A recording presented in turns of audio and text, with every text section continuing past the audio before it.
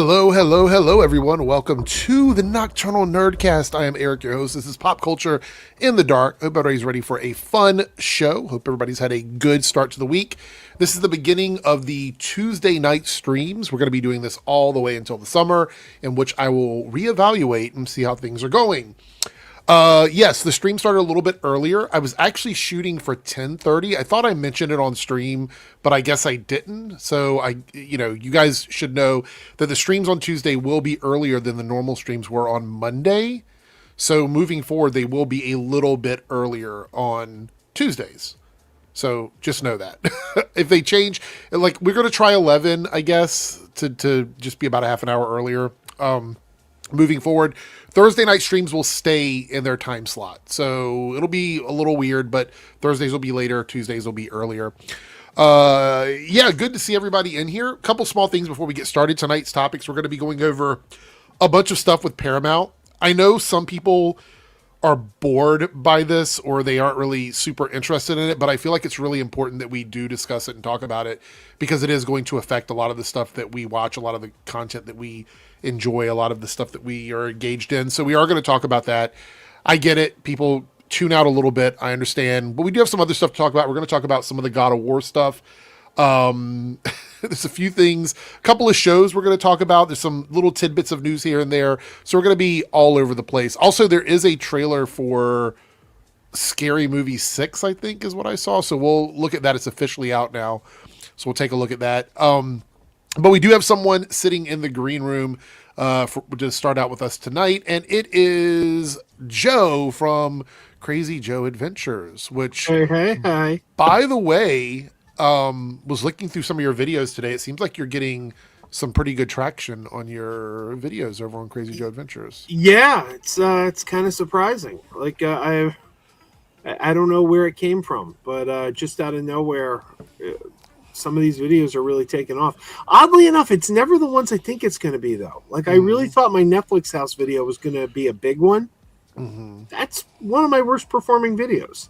The one I saw today, or at least the one that popped up for me, was like almost 1,000 views already before I even clicked on it. So yeah, Zolocon. Yeah, I think that's what it was. Yeah. Also, very quick, couple guest stars. I'm sorry, I was just going to say a couple guest stars in that video. Pixel Dan and Dan Larson both show up in that video. Oh, okay, that's cool. Well, guys, go check it out on Crazy Joe Adventures. Just a quick, attention drawn to something here. This is the new board merch. So if you guys had the old one that said I'm bored, this is the design for the year. We're going to be doing blocks and colors for all of 2026. This will be available on the website, the Fourth Wall website, starting tomorrow. And I will be running a promotion for the first 7 days that this shirt is out. Right now it's just shirts, but I will move it to hats and other things as the year progresses.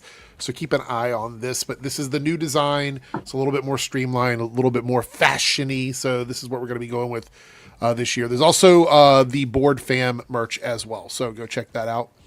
It's on the Fourth Wall site. Anyway, I didn't get a chance to make the new intro today. I was going to work on one and I didn't have a moment to do it. I had so many things going on today. So starting this week, hopefully by Thursday, the new intro will be happening. So this is the thing, is a lot of people were surprised about the boycott. We'll talk about this briefly because it's not really a topic, but I have said for a while, boycotts rarely work because there's no real accountability for boycotting. The only time you will see any sort of movement on boycotts is when people actually believe in the thing that they're saying and they're not just doing it because everybody else says they're doing it. And I think the issue with the Scream movie is why people were boycotting it wasn't as obvious as they wanted it to be. So what happens is the general public doesn't understand what the boycott is, because it had to do with like all the drama that happened with the firing of, was it Melissa? Was that who it was that got fired from the original one? Melissa got fired because of her views on Palestine and Israel. Or at least I think that's what they said it was.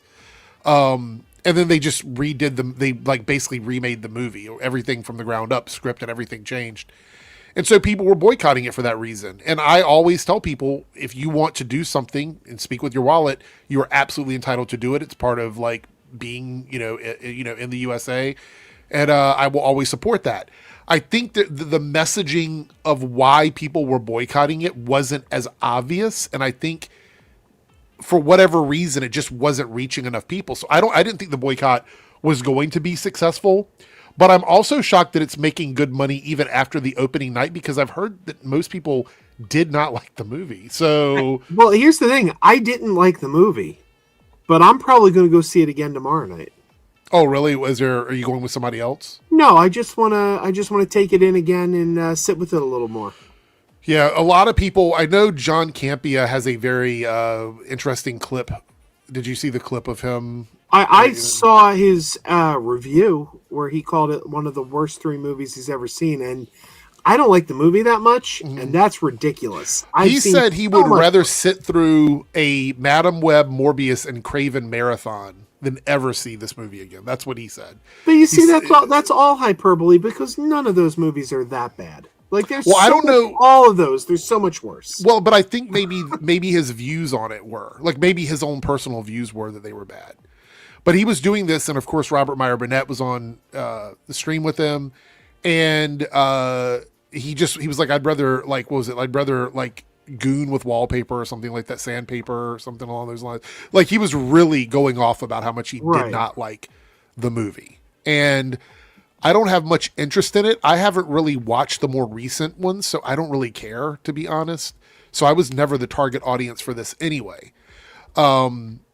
But again, back to Cody's comment, I didn't see enough of the outrage that we saw. Like, to put in perspective, all the stuff that's going on. By the way, thank you for the comment, Cody.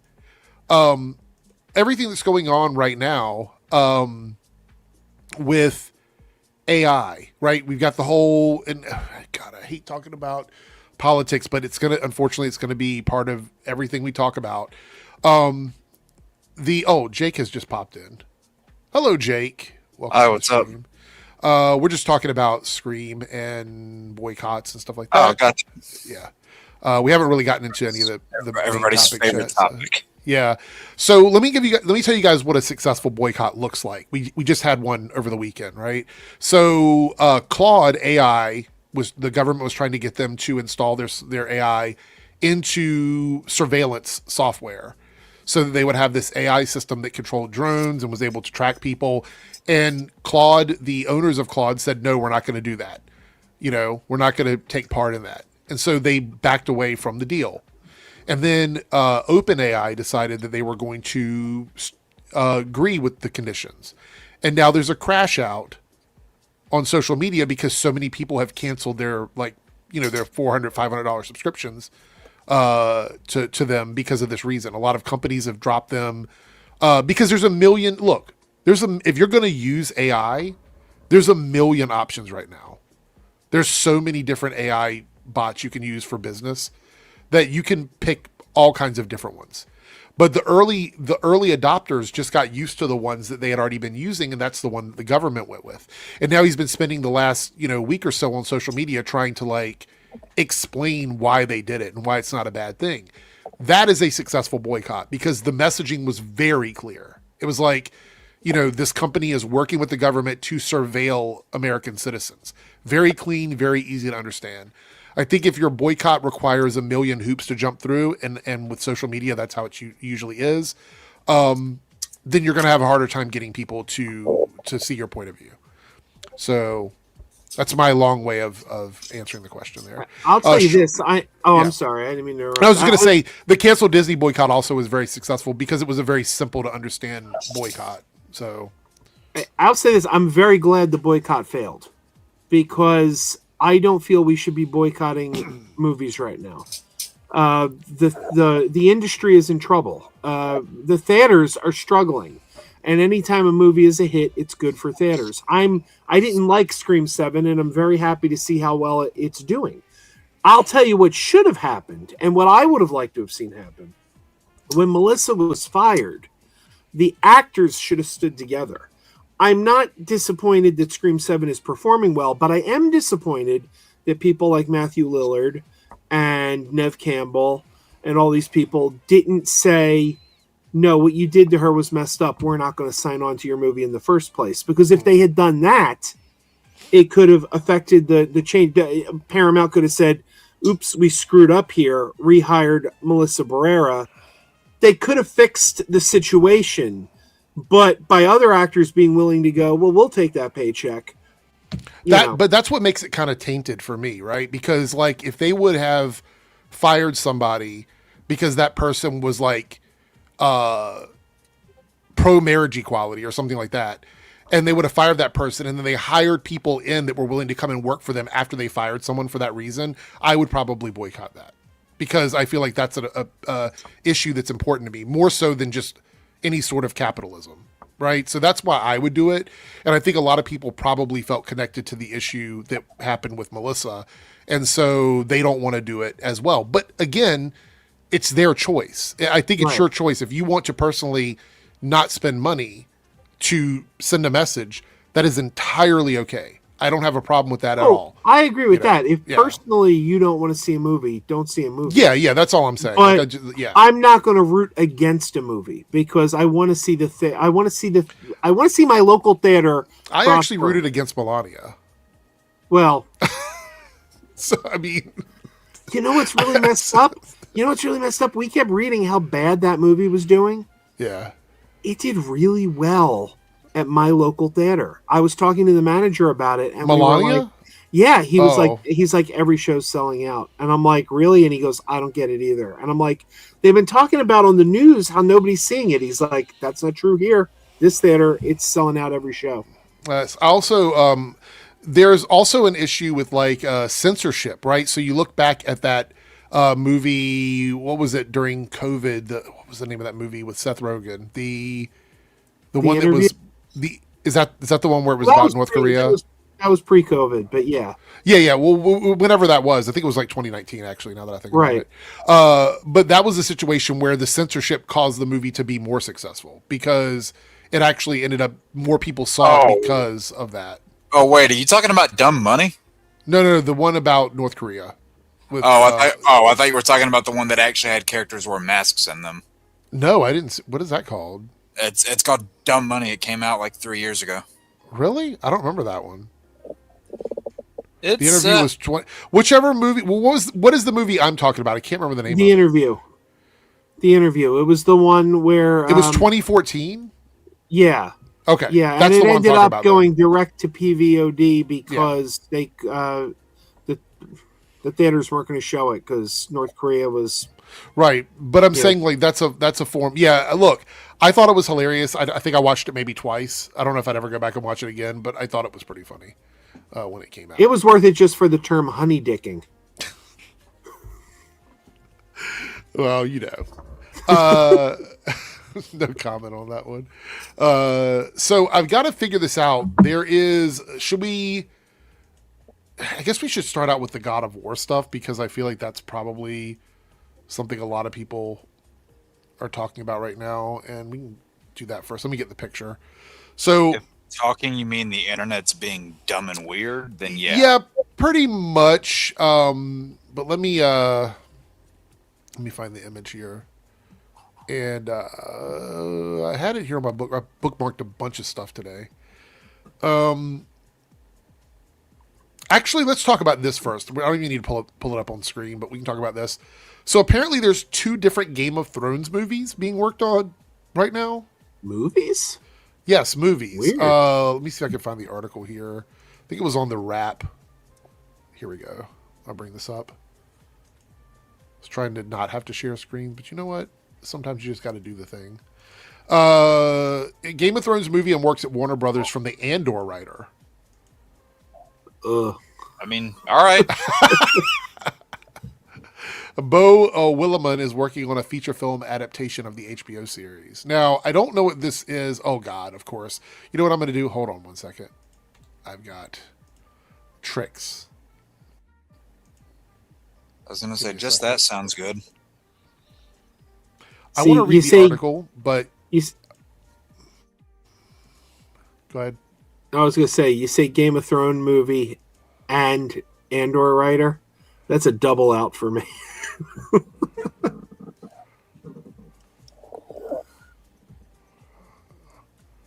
All right. So I don't know if I should tell people how to do this or not. What the Should hell I is tell this people how to do background this? I'm seeing? I mentioned it before. It's something I found on Google. It's Right, like a but bunch what of is different it? Like, It's not anything specific. It's like a person that painted something or drew something. oh, okay. It's like it's 16-bit. It's like an island in 16-bit with different it's like Superman and a bunch of people standing with That's their what I backs facing the thought. screen. Yeah. All right, so I'm gonna give you guys a secret here for anybody that doesn't know this, but and I might get in trouble for it, but I'm gonna do it anyway because I don't know if they look for this. So, if you find a site, oh God, should I do this? Is this bad? I should keep this to myself, maybe. No, I'm gonna say it anyway. I've talked about it before. A lot of these sites, like these article sites that try to get you to pay for their articles, if you turn off JavaScript, you can just read the whole page, which is Yep. what I just did. Is that like not common knowledge? I don't think it is because a lot of people, when I tell them that, they don't know that. Oh, So if you turn off JavaScript, it blocks the pop up to pay for the ad for their service. I thought so- that was common practice. I don't know. Maybe it is. Maybe I'm overreacting. Anyway, let's read the How do you article. turn off JavaScript? If Well, you that's go, probably- if you're on Chrome, there's a little wheel up here in the corner. I don't know. Can that show up on the screen? No, it's not showing up. yeah, I can Google it. We don't Well, need no, to. well, no, there's a little wheel. I will tell everybody right now. Go to the little wheel in the corner, the little 2-line things on the end, the beginning before the address, and you click JavaScript off, and then you reload the page. That's pretty much it. Ah. Yeah. Anyway, get back to this. Game of Thrones movie in the works at Warner Brothers from Andor writer Beau Willimon is working on a feature film adaptation of the HBO series. A Game of Thrones movie is in development with House of Cards showrunner and Andor writer Beau Willimon writing the screenplay. The Rap has learned. That's about all we know right now, and as everything Thrones things could change, but the film is firmly in development. So the Page Six Hollywood was first to report the news and speculated that the story could revolve around Aegon I, the legendary Targaryen king who spawned a dynasty.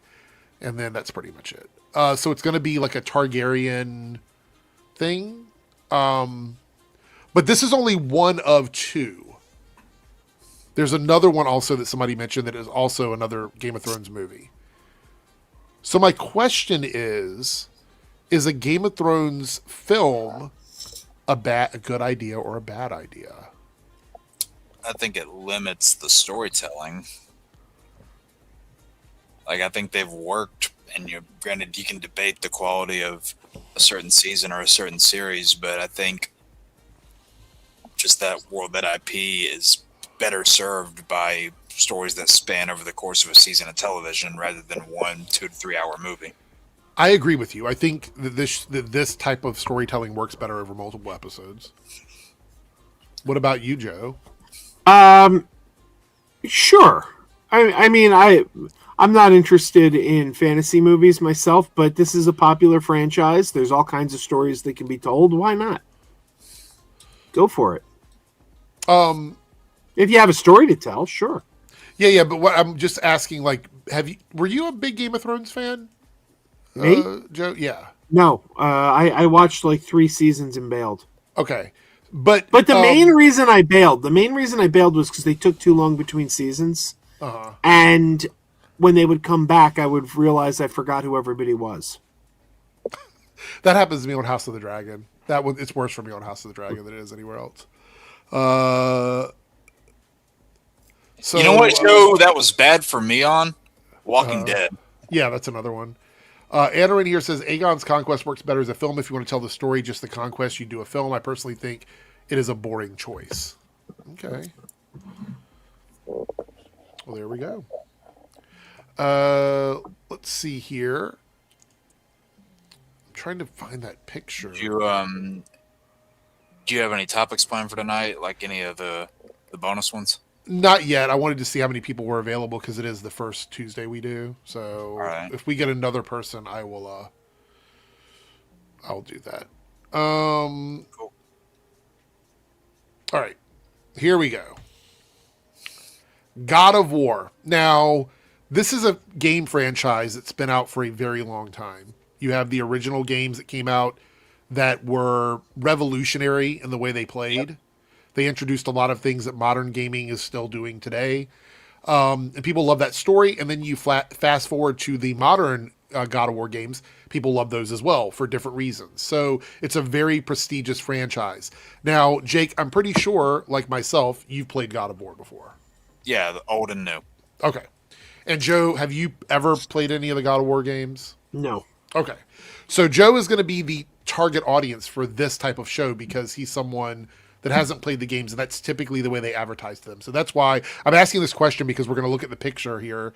I want you to tell me if it makes you excited to see the show. So God of War creator says TV first look is so dumb and terrible, looks like he's shitting in the woods. Okay. Here's the first look picture.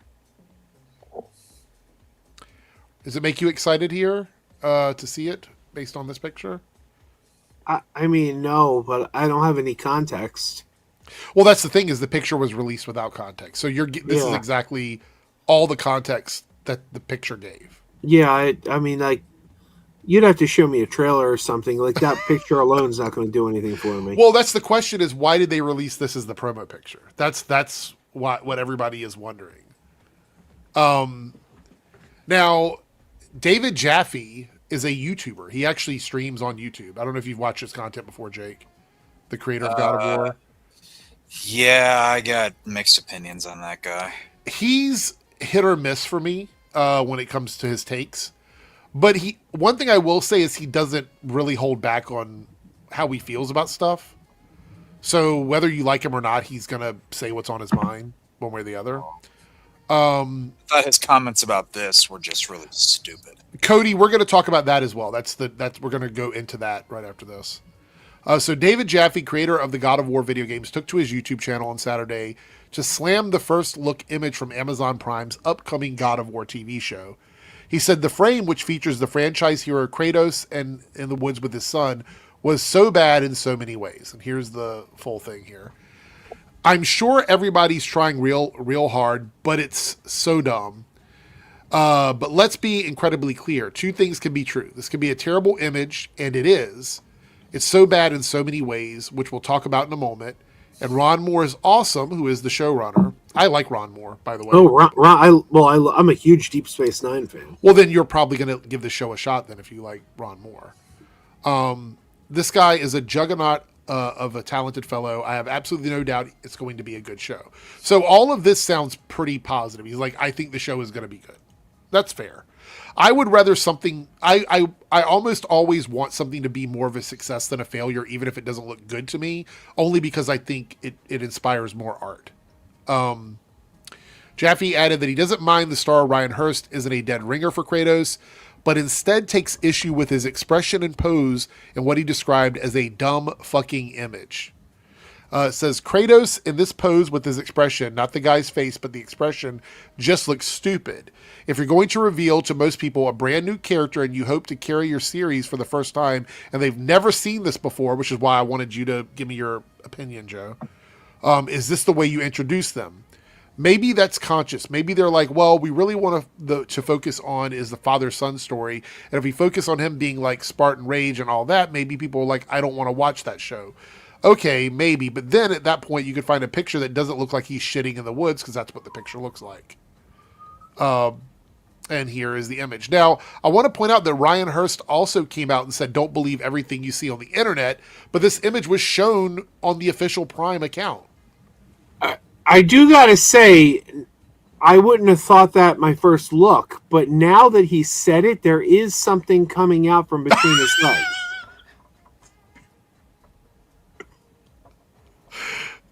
It's like now that he's called it out, my eyes go right to it.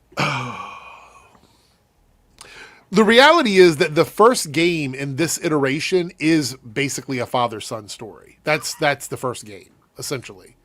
So that makes sense that's what the first season would be focused on.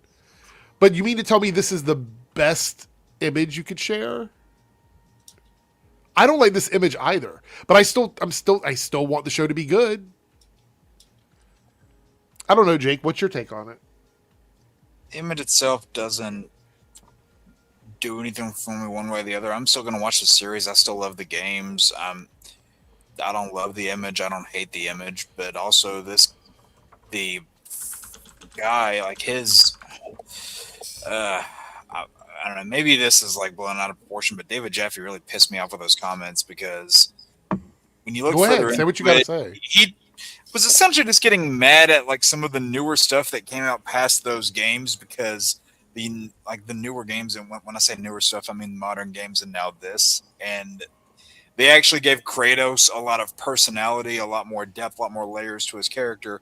The show is presumably going to do that too. Oh, what's the matter, David? Are you just bitching and moaning because someone's doing what you couldn't 20 years ago? Get the fuck over it. All right, soapbox over. All right. And we also have this. God of War developer Sony Santa Monica reportedly making action... no pop-ups. Action-focused spinoff focused on Faye, who is the wife of Kratos.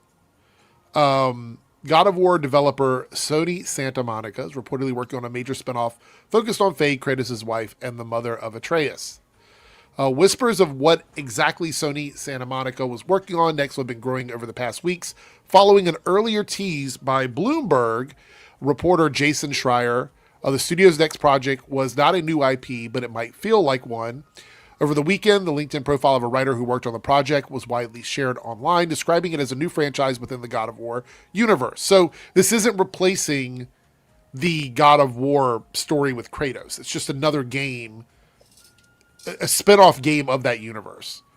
Then notorious leaker Nate the Hate, gotta love those leakers, stated the game would center on the character of Faye, something IGN also understands to be accurate. Let's see. Yes, the game is set within the God of War universe, and the lead character will be Faye. Current plan reveal this year, release first half of 2027, barring any delay. And of course, we're not going to watch any of them here because fuck those guys. But the same people that that we all know, that typically goes off on this kind of stuff, is really mad that Faye, a legitimate character in the God of War series, is getting a game.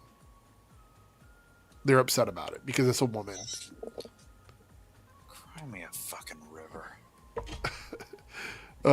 Also have Ronan jumping Buenas noches, muchachos. How we doing? What's up? What's up? Echo. Dude, oh man. I was trying to get food. McDonald's. Fucking shit was not working. You had to order either through the app or on drive-thru, and I went, fuck that. The fact that they make you do everything on fucking terminals now is ridiculous. It's what it is. So besides, Monopoly back in Hollywood and shit hitting the fan on the East Coast, what's new? What's the topic right now? We're on the God of War Kratos. Is anybody else getting an echo?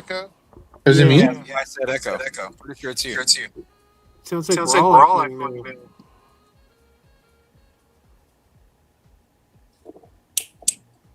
I'm trying to figure out. Oh, it's Ronan. I can see it on his bubble. Is it me? Yeah. Okay, what the hell? Hold on. That's weird.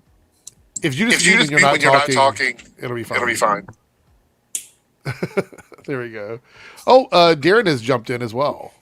Welcome, Darren. Welcome to the stream. Yes, missed me just getting on a damn soapbox 10 minutes ago. What? Darren was on a soapbox? No, I was about the whole Kratos thing. Oh, gotcha. Anyway, so we got the God of War game with Faye as the main character. It is a spinoff within the God of War universe. I don't see any reason why this is a problem.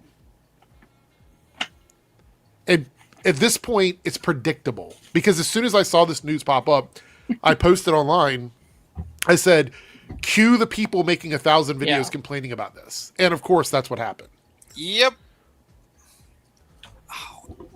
So we can't even take a character from a game and go, hey, we're going to give them a separate game to expand their story without all of these guys losing their fucking minds. It's so it's getting to the point where it's almost like I'm almost apathetic to it, to their feelings. Like I just don't care anymore. These guys and their audiences are seeing through it as well. I think. It's madness. I remember hearing the similar thing to when that Witcher 4, right? Trailer came out, and it was like, oh, you gotta be kidding me. And it's like, guys, even I haven't played the games, and I know that this is probably the next step to go in the Witcher franchise if you're gonna do more games. It's bonkers. Did you guys see where all this almost stuff came out of? Is what was the actor's name? The guy from the new games. He was meeting a fan, and a fan asked him. And I guess he didn't know that the fan had a mic on. It said, "Oh yeah, they're working on some new stuff down the line." It's like, that should probably not have leaked. Yeah, I didn't see that. Yeah. Oh, here we go again. All right, we're gonna drop that out, and we're gonna bring up a super chat here from Naruto, our first super chat of the night. Hope you're doing better, Naruto. I know you had a rough few weeks. So glad to see you here. $5 super chat. R.I.P. to Darren's old gaming. Man, people miss that channel, Darren. He has a new gaming channel created, but is having issues getting it up and running. So what's going on with your new gaming channel? So there's a thing. I had done some stuff earlier in the year for clips on another channel that I'm no longer doing. And I guess you can only put a phone number in 2 accounts in a year span. So I can't get this channel verified. I can't get it verified. This new one I'm trying to get up. So I can't post thumbnails. I can't put a video past 15 minutes. So does that mean you can't do anything on it though? You can't. Not really. Yeah, I'm trying to find loopholes around it. Why don't you make a Google Voice phone number? That's what I'm currently working on. Okay. Yeah, that's probably the easiest way to do it. Because I have 3 different numbers. Mm-hmm. And Google Voice is the one that I have on all my devices. So that way I get messages if I'm on my tablet, if I'm on my, Chromebook, wherever I am. So that's the one I use for all of my business and work stuff. My personal one, though, is the one that I have on my main phone. I had a different phone for a while, too. It's been kind of crazy for me, but I feel your pain about this. So you can only have 2 new accounts per year. Yeah. With the same number. So if this would have happened to you last year, you could have done it this year and they would have accepted it. Yeah. So I guess I have to wait. It's weird. It's kind of a weird system, but we'll find a workaround, hopefully. So long story short, technology sucks. Yeah. Anyway, thank you for the super chat. Just to give a small mention while we're in between topics, today is the 9-year anniversary of one of the greatest comic book films ever created, Logan. So the fact that it's been that long? Yep, Wow. 9 years ago today. Oh, I thought you were going to say Love and Thunder. On opposite day, sure. I hurt myself today. I think it's the best comic book movie of all time. I think it's my number 2. Yep. But if it's I love you, Dark Knight. I love you, Into the Spider-Verse, Guardians of the Galaxy 1. Those was a squad, but I think Logan's got it. Yeah, it's my number 2, but if it's anybody's number 1 like it is Ronan's, I don't necessarily disagree. There's just one I prefer. Let's see here. Is it Spider-Man 2? Not prepared today. Is it Spider-Man 2? 1. Gotcha. Yeah. I mean, whether you say 1, 2, or 3, it's like they all just kind of share that spot. Back to formula. Yep. All right. So it's time to get into the fun news about Paramount, Warner Brothers, and all that stuff because we have so much. All right, let me get the alcohol. I think it's really important to talk about this, and I'm going to try and keep these as quick and as streamlined as possible. Let's start out with this one. Cinemark CEO is glad that Paramount won Warner Brothers. And it seems to me, I have a bunch of notes over here, and I did this so we don't have to read the entire article. You guys can thank me later. Let's see here. At this point, I'm just going to thank whoever finishes the fucking thing so we don't have to talk about this anymore. It's going to be a while. I think it's going to be a while. I know. Sean Gamble, who's the CEO of Cinemark, said this outcome is better for movie theaters than the alternative. And I was reading through here and doing research and trying to figure out like what the issues are, because I don't necessarily believe what he's saying, and I think it's a lot of knee-jerk reactions. So basically, the big fear that he has is that Netflix's business model has always been release movies direct to streaming and give theaters short or no exclusive window, which is because Netflix wasn't like a proper film distributor. But that's the thing. That's why I think it made more sense for them to get Warner Brothers than it did Paramount, because they have no competition in theaters. They would be coming into this with being able to release their movies without worrying about overlapping IPs, which is, we'll get to that in a moment. And he wants movies to play in theaters first, which we all know that Ted Sarandos, he already committed to that. He wants a 45-day theatrical window, and I have news for you guys. That's not the window that Paramount typically gives. Nope. Paramount typically has a 31 to 37-day window, so it's not even close to 45 days, essentially. So I don't know why he's saying this. It seems to me like there's some other reason going on behind the scenes. So basically, he thinks that Paramount still believes in theaters and Netflix might bypass theaters. I think it would be absolutely crazy for Netflix to acquire so much of Warner Brothers stuff and not put movies out in theaters. Now, you could argue that maybe they aren't as aggressive with releasing movies as Warner Brothers has been in the past, and that's a fair statement. But to assume that they're not going to put any movies out seems like an irrational fear in this situation. Yeah, and I'd imagine there's probably a lot less of a job loss over at Netflix as well, right? Because they don't have the movie theater setup that Paramount has. But Paramount already has all their shit set up. Mm-hmm. They're going to have to get rid of, as we've seen over the last couple of days, a lot of people. It's even worse than that. I don't know if you've seen the most recent news. We'll talk about that in a moment. But it's going to be even worse than that for a lot of their divisions. Things that would not have happened with Netflix. Because Netflix, like you said, would have been acquiring a bunch of staff that they don't normally have, because they're not making movies. They're not making video games. They're not doing the same things that, like, well, they do make movies, but you know what I mean. They're not making movies for theatrical releases. So it's a different story. Said, hey, we didn't give any thought to the game circuit. That's not just me making shit up. They said it. Well, we're going to get there in a second, Jake. Yeah. You're leading into that story here. So Gamble says that Paramount has historically supported movies that go to theaters first. He's thinking about big studio movie releases, exclusive theatrical windows. Without that, theater chains lose revenue. I got news for you, and this is also echoed by a lot of the people in Hollywood. There is no way that Paramount can keep a 30-movie guaranteed release per year and also release the Paramount films as well. So they're saying they're going to do 30 movies that come from the Warner Brothers Discovery pot. So all of the stuff they would have normally released, along with their Paramount movies. When they said 30 movies a year, I thought they meant between the two studios combined. They never stated that. They said, when they talked about Warner Brothers, they said they were committed to 30 movies a year with the acquisition of Warner Brothers. So it's either them playing games with words, or they're just not being specific, or however you want to look at it. Right now, the general consensus is that they are that they want to do 30 movies from the Warner Brothers side, and then their Paramount movies as well. Now, Short Car says 15 from Paramount, 15 from Warner Brothers. I never saw that interview. I looked up a lot today, so unless it's one of the... Because they've been doing a lot of interviews, so maybe there's an interview somewhere buried where they said that. But even if you were to take that out, think about this, 30 movies a year. We got 12 months a year, which means theoretically you only have enough room for about 10 movies to give them proper breathing room between films if you're a movie studio. 30 movies a year is more than double that, meaning that they would be constantly overlapping their own movies in theaters.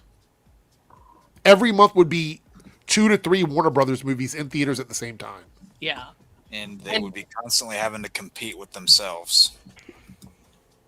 And also, like, you know, we saw this with Marvel Studios over the last couple of years. If there's a mandate for 30 movies a year, that's not necessarily letting your creatives have the time that they need to work on these projects, it's going to be a lot of like, oh, hey, this might make money. Greenlight this, greenlight this, greenlight this. There's going to be a lot of Yep.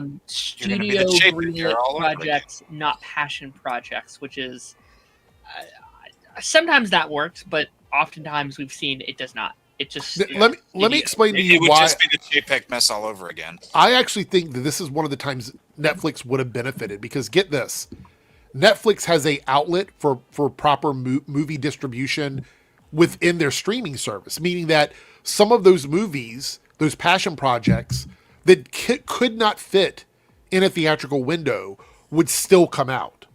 They would just put them through streaming, meaning that all of the issues that they have, because Paramount's a shit site. They've already said that Paramount and HBO Max would merge together into one streaming platform. That's another disaster, because that means job loss. That is massive job loss by putting those two things together. And we see that Disney can't even figure it out. They're still trying to figure it out between Disney and Hulu. They can't seem to get it figured out. Yeah. So think about how it's going to look for Warner Brothers Discovery, then Paramount. So all of those things are put together. They're going to have HBO, HBO Max, Warner Brothers Film Studio, DC Studios, CNN, Paramount Pictures, CBS, Nickelodeon, MTV, and then all of the other stuff they own. There's not enough room for that. There's going to be massive IP loss and massive job loss. I cannot believe a Cinemark CEO does not see that. It just seems to me like, how do you have this job and the only thing you're betting on is a 45-day theatrical window when Paramount historically has not been doing that? Dude, I really hope. Can you guys hear me good now? Yeah. Yeah. Okay. Yeah, I think that goes gone. I really hope Supergirl and Clayface don't suffer from this bullshit, because and we've been saying it this year, and again, DC stuff is the least of my worries about this stuff, but for that side, that corner of Warner Brothers, this year, those projects really need the air to show what they got to the rest of the world. Yeah. And it's fascinating that someone in the exhibiting side is just blinded to this.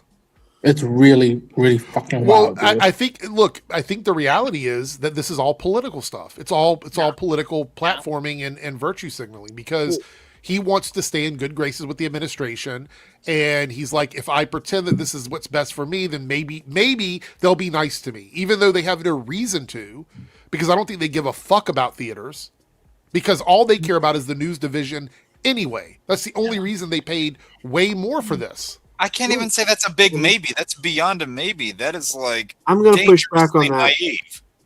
I got to push back on that. John Campia today actually brought up a really good point, or maybe it was yesterday. If Netflix had bought Warner Brothers, they didn't want CNN.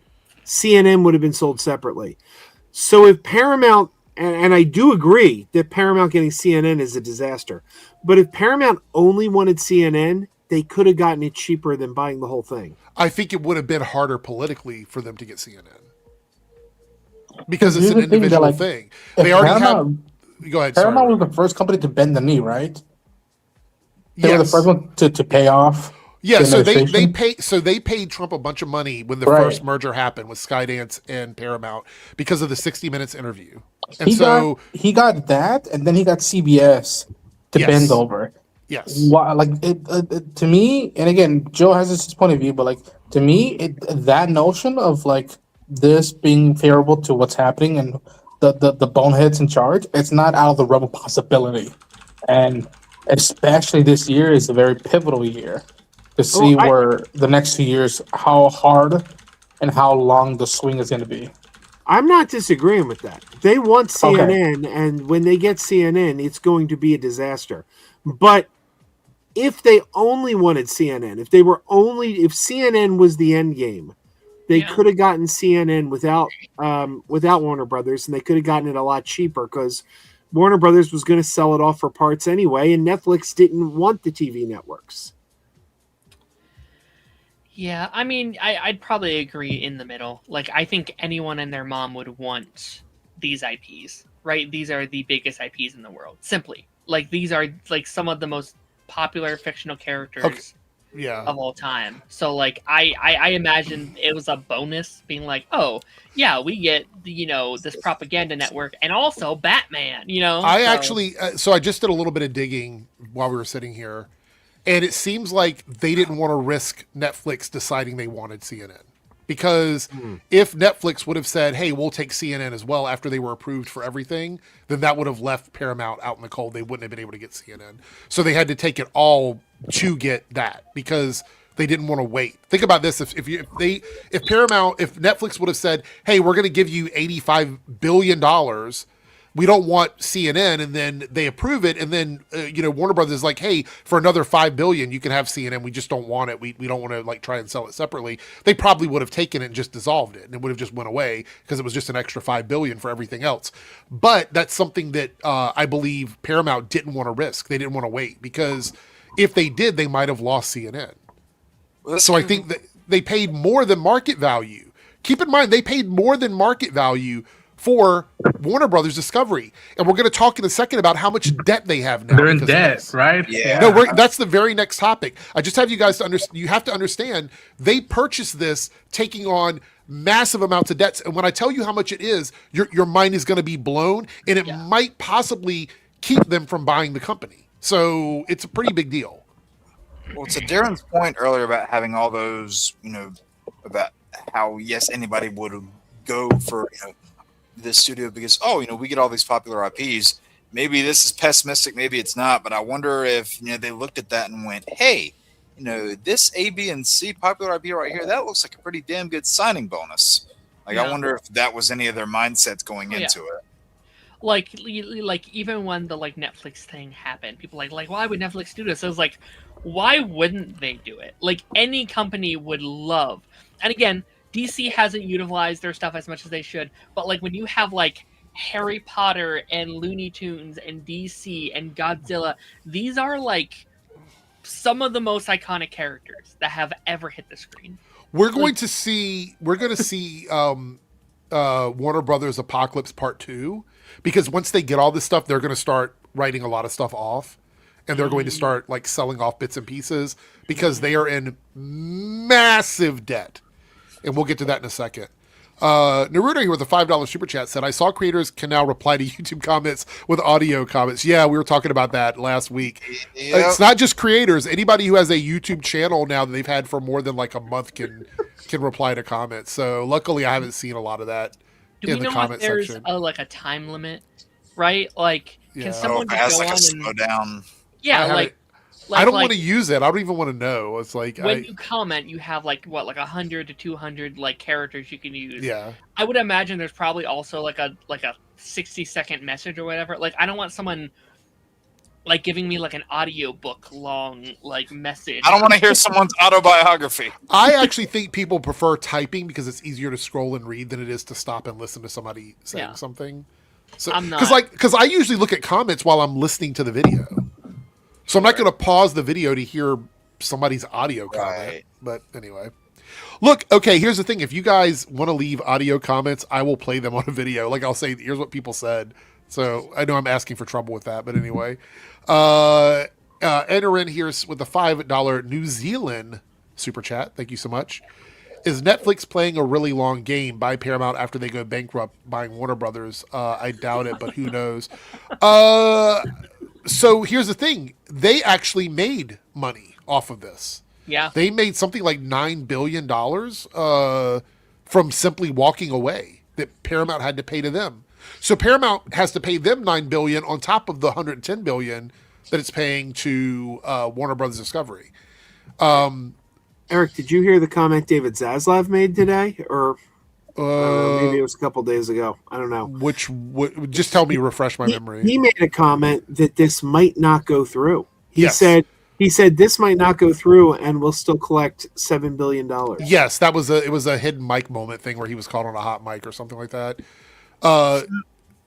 Yeah, because there's a high probability, especially with this new rating that they've gotten on their credit, that they don't have the money. Also, Larry Ellison, who is the father of David Ellison, who owns TikTok or Oracle, basically, doesn't have enough money to put his in on it.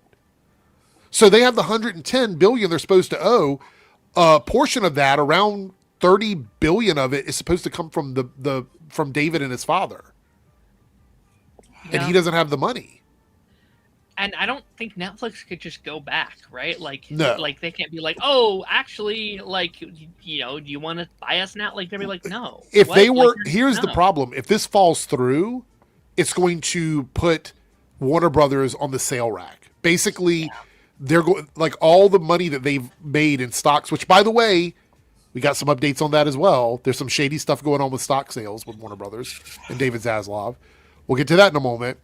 But essentially, if this falls through, it's going to downgrade the value of Warner Brothers because people are going to be like, well, if she broke up with you, then why do I want to date you? You know what I mean? Like, that's what it's going to happen. And so, and then we got Staggervore here with the $4.99 super chat. Thank you so much. We're 3 out of 5 in the Reloaded channel. Thank you guys. If this deal goes through, then the new company will house two Dexters. Those two being the serial killer and the boy genius. Oh my god! Dude, Crossover of it. Let's go. depending on how this goes, I really want Adam McKay to do a film based on this thing with between Netflix, Paramount, and Warner Brothers. Like, imagine the stuff we got out of The Big Short and Vice, but in Hollywood. Like, oh, I would want that. Imagine the sort of documentary this would make. By the way, everything that's going on overseas right now with this mess that our president's gotten us into is going to cost us money because Saudi is not happy with us right now. Qatar is not happy with us right now. UAE is not happy with us right now. And they could decide to pull that money. And that's the bulk of the money that they're using to buy Warner Brothers. That's what it is, Eric. That's what it is. Yeah. Oh, you mean the same president that said no new war? Never mind. Yeah. Yeah. I get a kick out of the Snyder Bros who think that because the Saudis are involved, they want the Snyderverse is coming back. Oh yeah, like they really think that in Saudi Arabia, their top concern is getting like a Henry Cavill Superman movie. Like that's really they're worried about that while there's literal like people being shot at and missiles being fired in their backyard. Let's get Henry Cavill back. Anyway, so here it says in the article, Paramount downgraded to junk status by Fitch, put on negative credit watch over $110 billion Warner Brothers deal. And they're doing this because they're taking on a massive amount of debt. Now, what this means is that they have now been listed as riskier and more likely to struggle or not even possibly be able to pay back any of their loans. Credit agencies score how safe these bonds are. Investment grade, which is relatively safe, and junk, which is extremely risky. Extremely risky. They were already sitting, before this happened, at a BBB negative, which is barely safe. And now they've lost a B, and now they're BB positive, meaning they've been dropped down to another tier, and they're at the very top of that extremely high-risk tier. So it's technically junk. So now they're going to have a harder time getting lenders to give them any sort of credit for anything. Borrowing money has a high investment rate. Wait till I tell you how much they're paying back in interest per year on this sale. Wait until you hear this. Investors are extremely nervous, and the company has no more financial flexibility. This actually happened specifically because of the deal with Warner Brothers. Now it's a $110 billion deal. Here's where they're pulling the numbers in. Well, actually, let's talk about their debt first. Hold on. So they will be $79 billion in net debt after the deal. Okay. An additional $54 billion tied directly to the financing. So there you go, 79 and 54 together. Okay. They're also going to be paying $5 billion per year in interest payments, which could go up because they're now in the risky category. So we can see that percentage. For anybody who's bad at math. By the way, also, before they even got this interest they have now, or this debt they had $14 billion in debt because of Paramount. So they were already in debt before they ever even tried to make this purchase, which is why it's so fucking crazy that the government is just like, yeah, we're good with it. You do realize they're probably not going to be able to pay this back. Yeah. This is an astronomical number. So the rating agencies are worried there's too much debt. The media industry is already struggling. Movie theaters are struggling. So they're buying a company that's primarily a movie company. Yep. Streaming is expensive now because of all the different contenders. And the general cash flow for theatrical releases isn't great. Let's just be real. It's not. And what this means is they're going to have to do massive layoffs. We know this for a fact. Yep. They're going to have to sell assets. They're going to have fewer projects. I reported on this the other day that they are now actively not green lighting projects. So there are things that were already approved that are now sitting and waiting on Warner Brothers' side because they don't know what it's going to look like on the other side of this deal. So stuff isn't getting made in the Warner Brothers department. So that means fewer projects in general, not just because of that, but because we're talking about a massive amount of IP that they're taking on. Canceling stuff. I expect TV shows to be canceled en masse leading into this. And not to mention the cost that they're going to have to do to consolidate studios. Because even though people are like, well, that's cost cutting, it's also expensive. It's expensive to do upfront before you ever save the money. And Netflix executives warned them that this merger would lead to all of these large job cuts across Hollywood. They talked about this a couple weeks ago. They would not be doing any of this stuff. None of this would be happening with Netflix. If Netflix had to lay people off, it might be a few people here and there, but most of this stuff would be absolutely fine with Netflix. So we're going to have, this is what we're dealing with. Paramount Plus, HBO Max, CBS, CNN, and their movie studios, not counting all the individual things they have under that umbrella of the movie studios. This is bad. This could lead to them not being able to make the sale happen. Just because of this alone. Thoughts on this? Anybody? You know, the shareholders still haven't voted on it. It would be lovely if they just voted against it and ended this real quick. Yeah. Yeah, I hope this... Because I think if the deal does go through, and then they fall apart, that is worst case scenario for just the industry as a whole. If all the IPs connected to both Paramount and Warner Brothers, you know, they filed for bankruptcy, or again, I'm not a business person. I don't know what happened, but like if they just cannot contain the weights and they fall over on themselves, that's like the worst case scenario, I'd say. I don't know. It's like $110 billion is an unfathomable amount of money. Like I can't even like comprehend that amount of money. And for a movie studio, like how do you even begin to pay that off? Like how do you even... No amount of movies can put a dent into that kind of a number. Yeah, I don't know. Also, we know that California's attorney general is poised to take them to court over this because most people in the chat are agreeing. All the unions are against this. There's not one union that has come out and supported this because they know that it will lead to a net job loss for actors and writers and directors. So they're not going to be for this. I will stand by the fact that I think Warner Brothers should have stayed a separate studio. Like, that's just the way it should have been. Because then more studios, you just get more stuff and more of a wider net to just let people play in. Yeah, so here's the thing. If the deal falls through, Paramount has to pay Warner Brothers Discovery $9 billion. So that's what David Zaslav was saying. Even if this falls through, they still make $9 billion. It's crazy. So they win either way. Yeah. Eric, do you think queer actors who should be... Wait. Eric, do you think queer actors who should be only ones who play... What? Do you think queer actors who should be the only ones who play queer roles?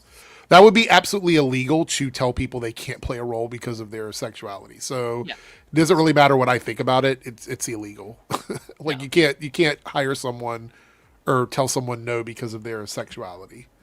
But I do think that whoever you hire, someone from a represented community should be there to make things more authentic so you understand the role you're playing, which is why when people have these consultation firms that everybody freaked out about. They're like, oh, Sweet Baby Inc. is XYZ.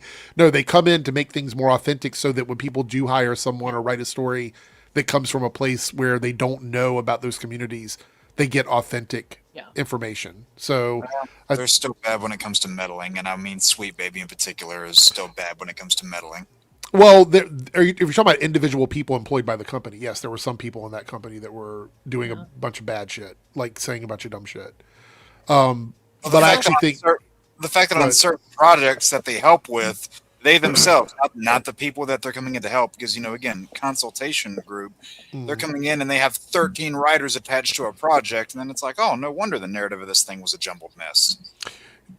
Yeah, but I like I said, I think consultation firms that focus on what they're there to do are there to make the thing more authentic. Because if you were to write a story about people from, like, you know, another part of the world that you have no information on, you could easily be offensive to that community by writing something that doesn't make any sense. So you want to hire a firm that does that work for you to make sure that you don't make that mistake. That's what they're supposed to do. If they're doing things other than that, then that's on the fault of the people that hired them, not them, right? Because, I mean, like, if you were the one that hired Sweet Baby Inc. and they came in and fucked over your project, you're the one that hired them. So why are they at fault? You hired them to do the job. You could have told them no. Right? Yes, but I mean, logically speaking, like, if I hire someone to come in and renovate my house and they do a fucked up job on the house, like if I'm flipping a house, then yeah, they might have fucked it up, but I'm the one that hired them. So it's ultimately my responsibility. Yeah. Right? I mean, that's the way I look at it. I mean, like, if you don't want a firm to come in and work for you, just don't hire a firm. Like, make your game and don't hire a firm. I don't know. That's how I see it. But I do know that Sweet Baby Inc. had a bunch of people that work for them that were going online and being like fighting with people and stuff like that. I don't think any company should have someone necessarily engaging in, like, fighting with trolls. I think that's a bad idea for any company at all. But getting back to his comment, I think anybody can play any role as long as they're given the proper tools to make it work. However, getting back to this, David Zaslav sells $114 million worth of Warner Brothers stock right after the deal went through. Now, I want to put this out there. This isn't illegal. Like, he's not going to get in trouble for this. Because executives are restricted on when they can actually do this. And the window opens up usually after the merger announcements. However, it is unusual for the CEO to cash out so quickly. That rings the alarm that he possibly thinks the sale's not gonna happen. Gordon Gekko, I drink your milkshake. Because think about this. If he cashes these out now while they're at their highest point, he can just rebuy them at a lower amount later on once the deal doesn't go through. And their stock prices go down. So, I mean... Say what you want about this man. He's very good at filling his own pocket with money. He's always done a very good job at making himself rich at the expense of others. So essentially, you're right, Darren, 100%.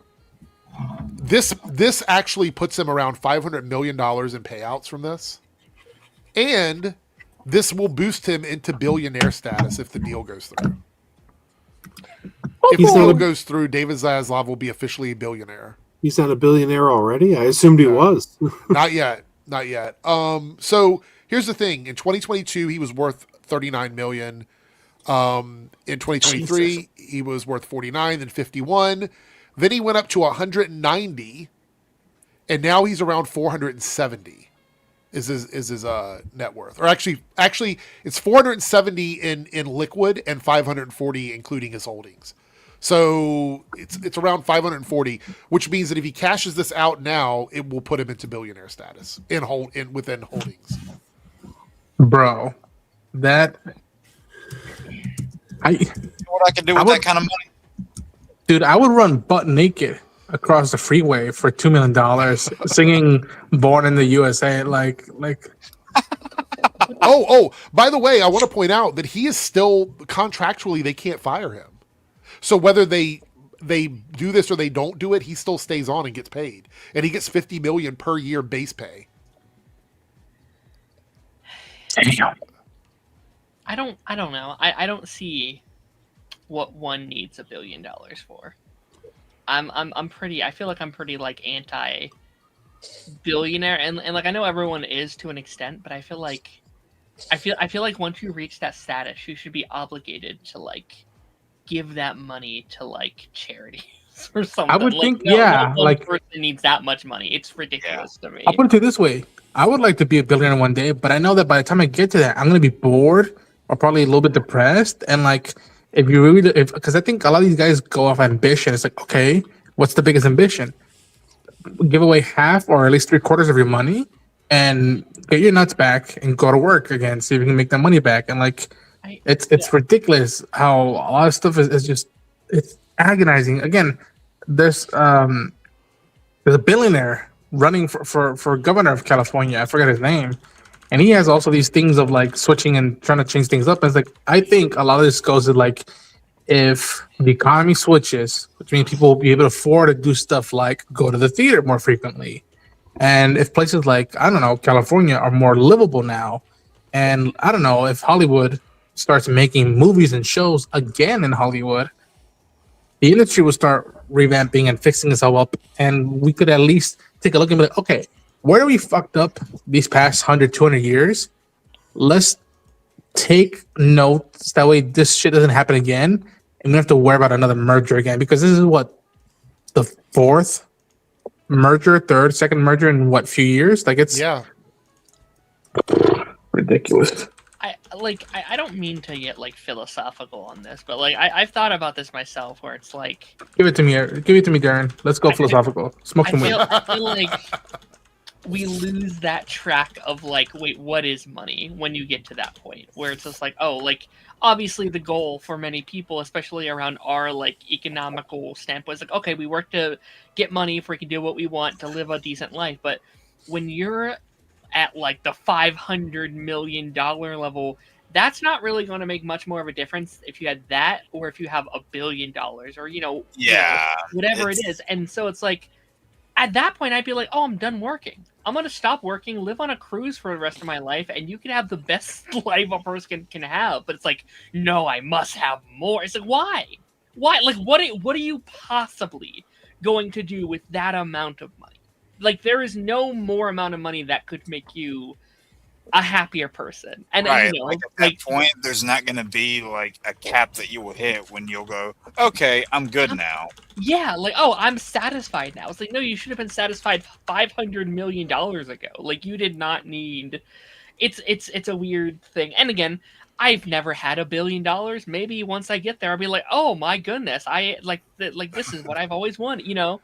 But well, they say that like obviously there's a certain like menial amount of wealth you have to have depending on where you live to make you happy. And where I live here in Virginia, they say that you have to make around $80,000 to $90,000 a year to be able to live pretty happily. That means like being able to take a vacation. That's like a family, two adults, 2 kids. It's an average of 4 people in the family. I mean, with both parents making that amount, so that's like 180,000 a year. Also, whoever says that is going to have a different opinion or stance on. Well, I think the cost is like the high end, like the highest end person, right? So you could probably be happy with less, but they're saying that like the people that are the most wealthy in the middle of the pack say that this is how much money they need to be happy. I think that's what they're saying essentially. Oh, I just saw Dalton's comment up there.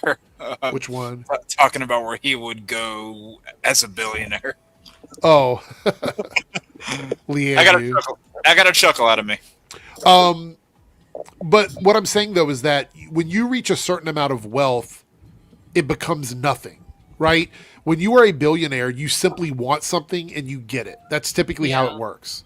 Yeah. Which is why it's so hard for these guys to struggle around these large purchases because they have so much money.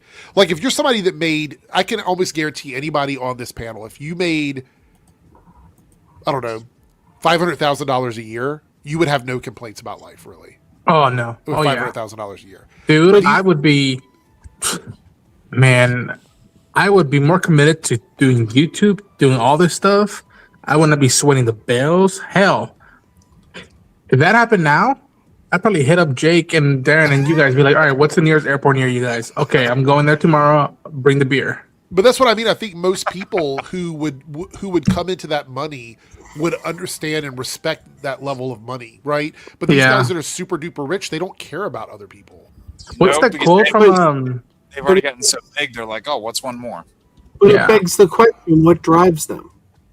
What drives them? Like, if you were David Zaslav, wouldn't you have retired 10 years ago? Yeah. But no, they keep going. Yep. So how's everyone doing? It's weird, man. Every time I think we can't get any more stupider as a society, they're like, watch this. You remember who's sitting in the chair. Yeah, and again, it's like, come on, man. Like, I feel bad for SNL because they're like, damn. Each week they're like, damn, we can't get funnier or weirder. What the fuck, man? I mean, hell, we keep giving them free material at this point. Yeah, The Boys has already wrapped filming because they would have had a lot to work with. What is it? Yeah, it's weird. Like, thank God. Oh shit! Oh man. That might actually convince me to watch the show again. Thank God for movies and like stuff like Project Hail Mary or like Mall Shadow or all this stuff that I'm like, okay, that's the reason why I gotta like stay awake and like not work too much. I'm like, I gotta get to that. I gotta make a video about it. And it's like, it's stupid to think that you would seek solace and like, that sounds so corny, but like freedom to do a fucking YouTube video in this day and age is like, oh, please give me something to talk about other than the same shit over and over. So yeah, and again, depending on this process with this buyout or this potential like merger, it's like, I wonder what it's gonna be like when we hit November. I wonder what it's gonna be like. I personally think I don't think it's gonna happen. I hope not. I hope not. I mean, David. He kept calling Daddy, and Daddy said, "Which toy you want?" Somebody said it. They threw out the Willy Wonka reference. What's her name? The fucking Luca. Yeah, someone threw out that reference. I'm like, yep. Yeah. Yep. And to like go to your thing, or like 30 minutes ago, Ronan, that I didn't get the chance to. Like you were worried about Supergirl and Clayface. And even if this does go through, let's say tomorrow they're like, all right, it's happening. We're going through with it.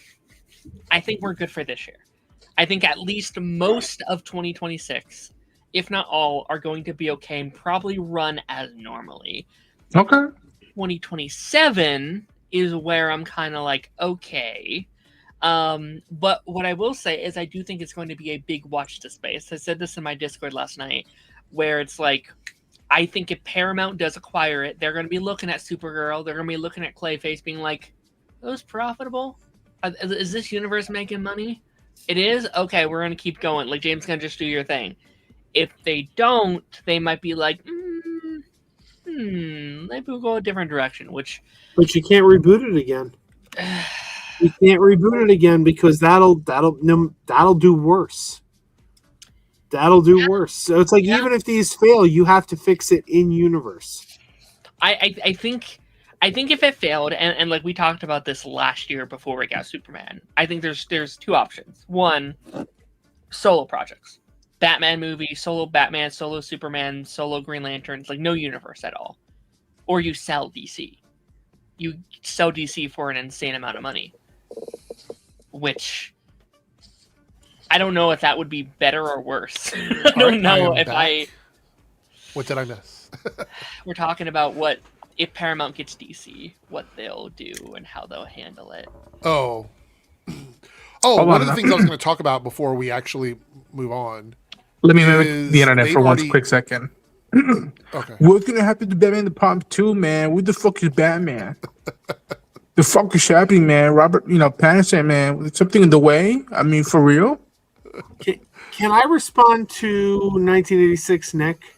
He says, I don't want Paramount to be in charge of the Babylon 5 revival. That's not what Ooh. sci-fi spaceship with multiple communities is about.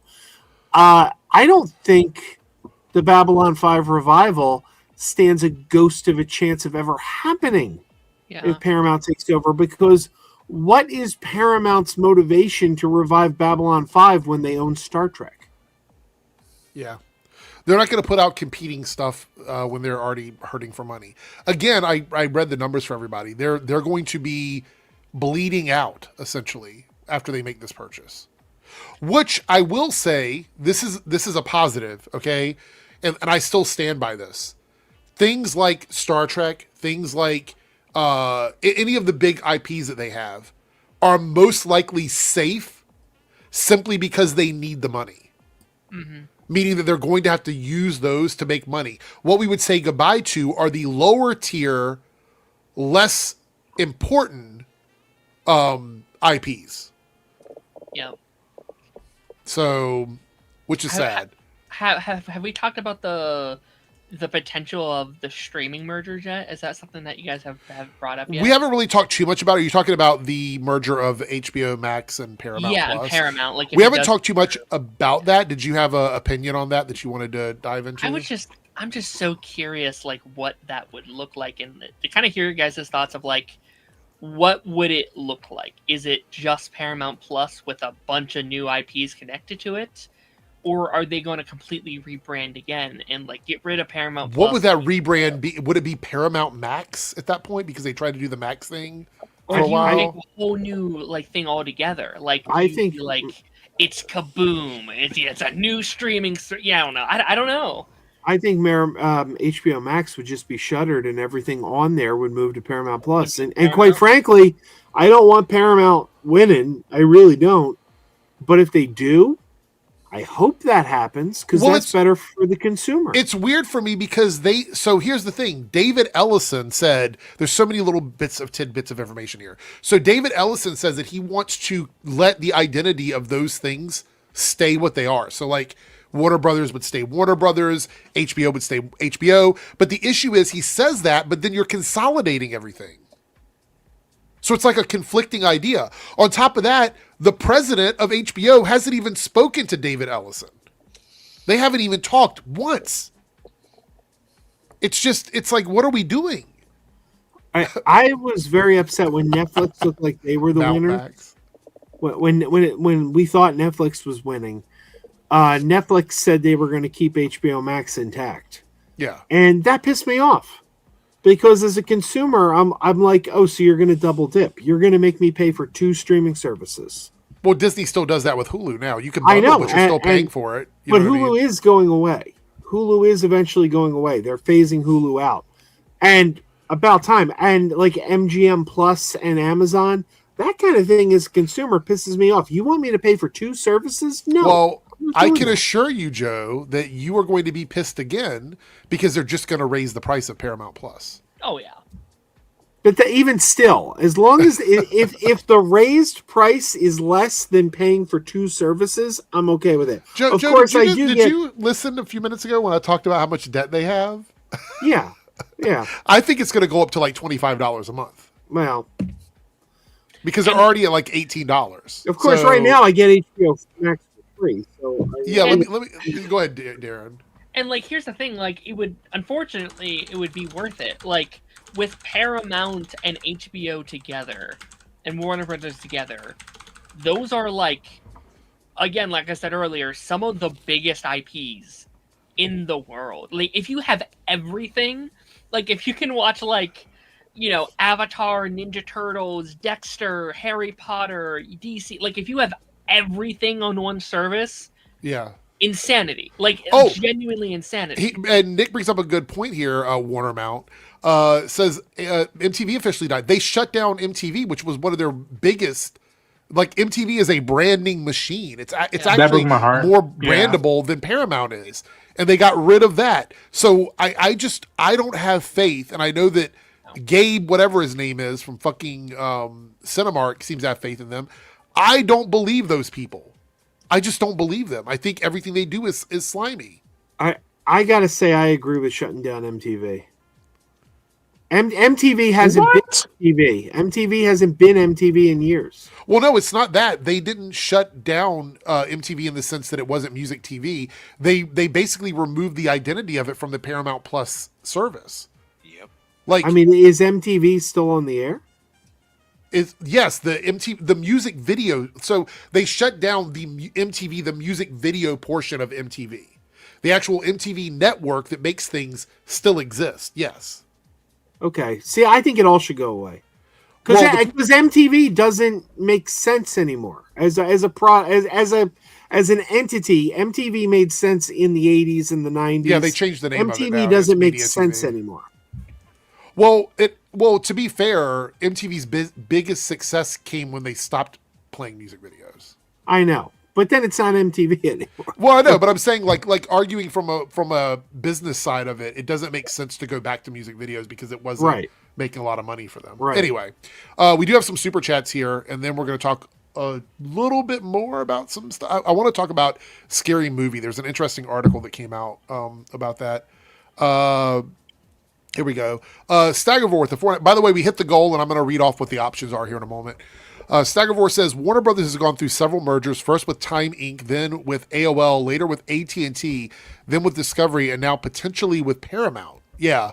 Warner Brothers has changed hands before, but it's always changed hands with companies that were not as popular as the branding of Warner Brothers. Warner Brothers had a prestige branding to it. So now what's happening is you have Paramount, which used to be somewhat prestigious. It was a pretty well-known company that has kind of been run through the mud, merging with Warner Brothers now, and we have these two companies that are owned by people that don't give a fuck about prestigious stuff. They don't. The amount of debt they have going into this is incredible because Netflix wouldn't have been in debt going into this. They wouldn't have been. They just didn't want to pay more. That's what Ted Sarandos said. He's like, it just didn't make sense for us financially to pay more for each share than what we had already offered, what the shareholders were willing to pay, because they had the money to do it. This is why they were the front runner for a long time. But now we have all of this insidious money from other places that supposedly are paying for this. And it, like, honestly, the fact that they got downgraded on their credit is pretty incredible. Like, that's a pretty big deal. These large companies don't typically lose their credit status like that. It's a pretty big deal. Cody with a $5 super chat says, I think DC needs to sell and be independent like Marvel Studios. I wish they were. But I wish they they already were. are. Well, no, they've already said that their priority is not DC comic books and stuff like that. They've already talked about that. DC is part of Warner Brothers. Like, the comic book division is still owned by Warner Brothers. Right, but the same with Marvel and Disney. Like, I mean, Marvel Studios is not independent of Disney. I think, Cody, do you mean DC like DC Comics or DC like the studios that James Gunn and Peter Safran are in charge of? Like, I don't know which way you mean it. I thought he meant the comic book division. The comic book division is probably the least important division to this merger. Next to games. Right now, DC Studios' relation to Warner Brothers is exactly the same as Marvel Studios' relation to Disney. Except Marvel is more important to Disney than DC is to Warner Brothers. True. I think Marvel's a much bigger brand for them. Yeah. Anyway, the point is, I would much rather all of this stuff stay separate, but here's where we are.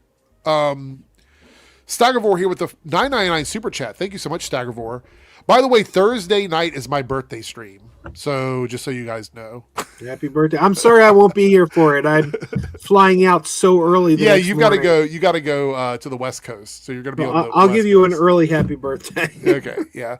So Thursday is my birthday stream. I might have some cupcakes or something here. Feliz cumpleaños. Thank you. I hope some people show up for my birthday. Staggervore here says, ironically, said that no one will. Yeah, now I'll be by myself, blowing out candles by myself. Staggervore says, ironically, 20 years ago around this time was announced that UPN and the WB would merge into the CW, and here we are 20 years later, their parent companies could be merging. That's crazy. It's fucking funny. I never thought about that.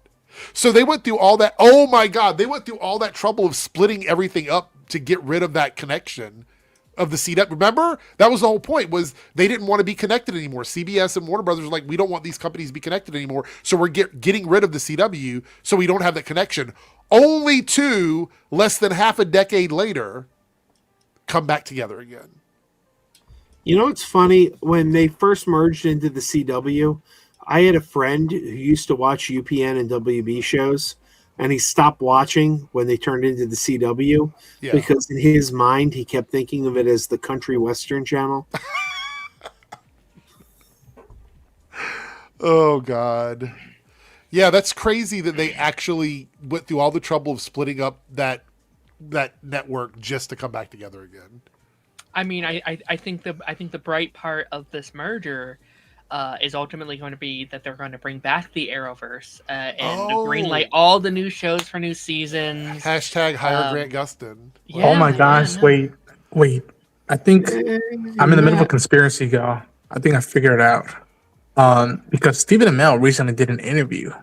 Like Bomb. He did. I think he did. Actually, that's going to be. I'm doing a reaction video for that either tomorrow or Thursday. So I'm going to watch the whole thing and react to it. The funniest thing is that, like, and Rowan, this is not a jab, I promise, but you were like so not as versed in the Arrowverse, yet you love quoting that particular quote. I just find that hilarious.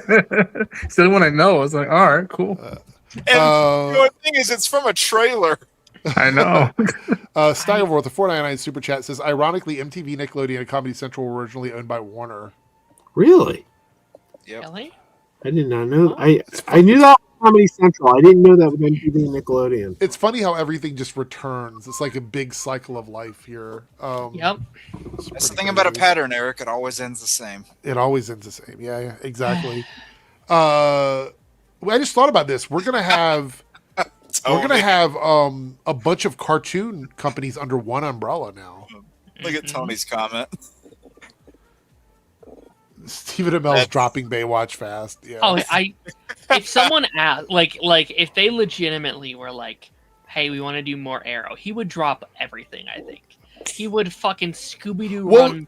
In that interview, didn't he say the interview that Ronan's talking about? I remember he mentioned something. I think in the interview about he felt like Arrow ended too soon or something like that. Yeah, but at the time he doesn't regret ending when he did because he just needed to step back. I can't wait to watch the whole thing. I'm probably going to watch it tomorrow and record it and upload my reaction. The one with David Ramsey that they did the week before was actually really good too. Mm-hmm. Should I react to that one too? Also mentioned Arrow. He said he would drop everything that he's currently working on to go do more Arrow. Wow. Who, David? David Ramsey, yeah. Which makes sense. He almost had two separate spin-off shows. Like he would have done it. Absolutely. It pissed me off when they tried to turn him into a Green Lantern. David Ramsey. Well, they kept teasing us with it. Yeah, they kept teasing it, and it never happened. That was the dumbest thing. I feel like if they wanted to do it for an Elseworlds thing, that people probably would have loved it. Like having him in the crossover as Green Lantern. But he should have been. I loved it. I loved the whole Green Lantern thing. I just wish we could have seen it. It was just bad timing, rights issues, didn't work out. COVID. Lone Wolf swooping in with a $5 super chat says, "Hi, sorry I'm late. Just beat Resident Evil 9 already. Have you seen Kong versus Titan X Imagine yet? No, I haven't. I'll look for it here in a minute. Unless you want to send it to me, you can send it to me. Also, Project Hail Mary budget is $200 million. I saw that, but I did hear 250. Yeah, I did hear that there's. Well, it's funny you say that, Darren. I heard it was going to be more, but I also hear that they're doing. They did a lot of practical effects as well, and not very much CGI apparently, which made the cost go higher for them. Yeah, 248 million, which is for an original IP is insane. That's an insane number. I mean, it's going to be interesting to see how much it makes. I hope it does well, but it sounds to me like that. So big numbers like that on how do I put this? Yes, I understand the story is very popular and a lot of people are excited for it, but I don't think it has that same gravitas that some of these other movies have going into it. And I feel like it's going to be financially unsuccessful. What's the date on that? I kind of want to see what it's surrounded by. Do we have a date? On the 20th. Of this month? Of March? Yes. Okay. I'm looking up the box. I want it to be very successful. I do, 100%. I just don't know. I don't know what to expect. You know.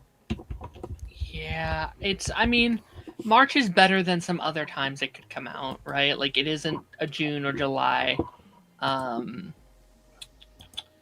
So March 20th. Let me see really quickly.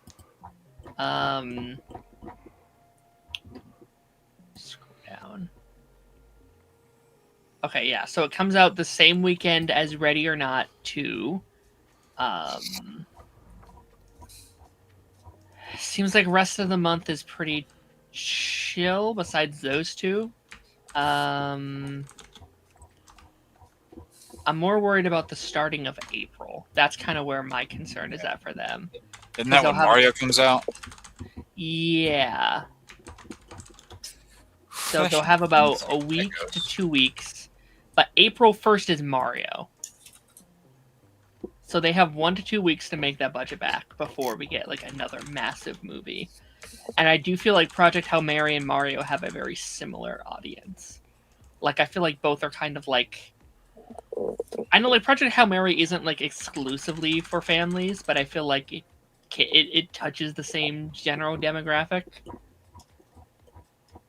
And then yeah, they're kind of chill for most of April until the end when we get Michael.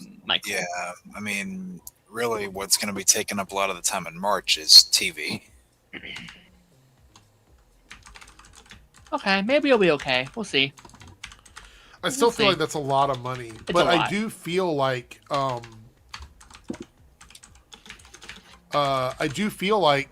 it's still kind of a risky. It's very risky for that amount of money, to be honest. Like we've seen bigger movies fail under that pressure. So, all right. So here are the options. We have reached our super chat goal in Reloaded, which means you guys are choosing from top 3 pilot episodes of TV. So that was Jake's, I believe. So pilot episodes of TV shows, essentially. Top 3 X-Men characters that deserve solo projects. Now, Darren, do you want to specify, are you talking about all media or specifically cartoons, specifically live action? I'll say in the MCU.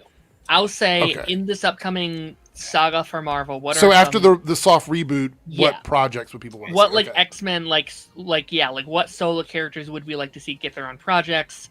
In a similar way, we had like Phase 1 Captain America, right? You know, Iron Man, Thor, and stuff like that. Like, you know what? I'm not even going to be upset if X-Men wins. I won't be upset at all.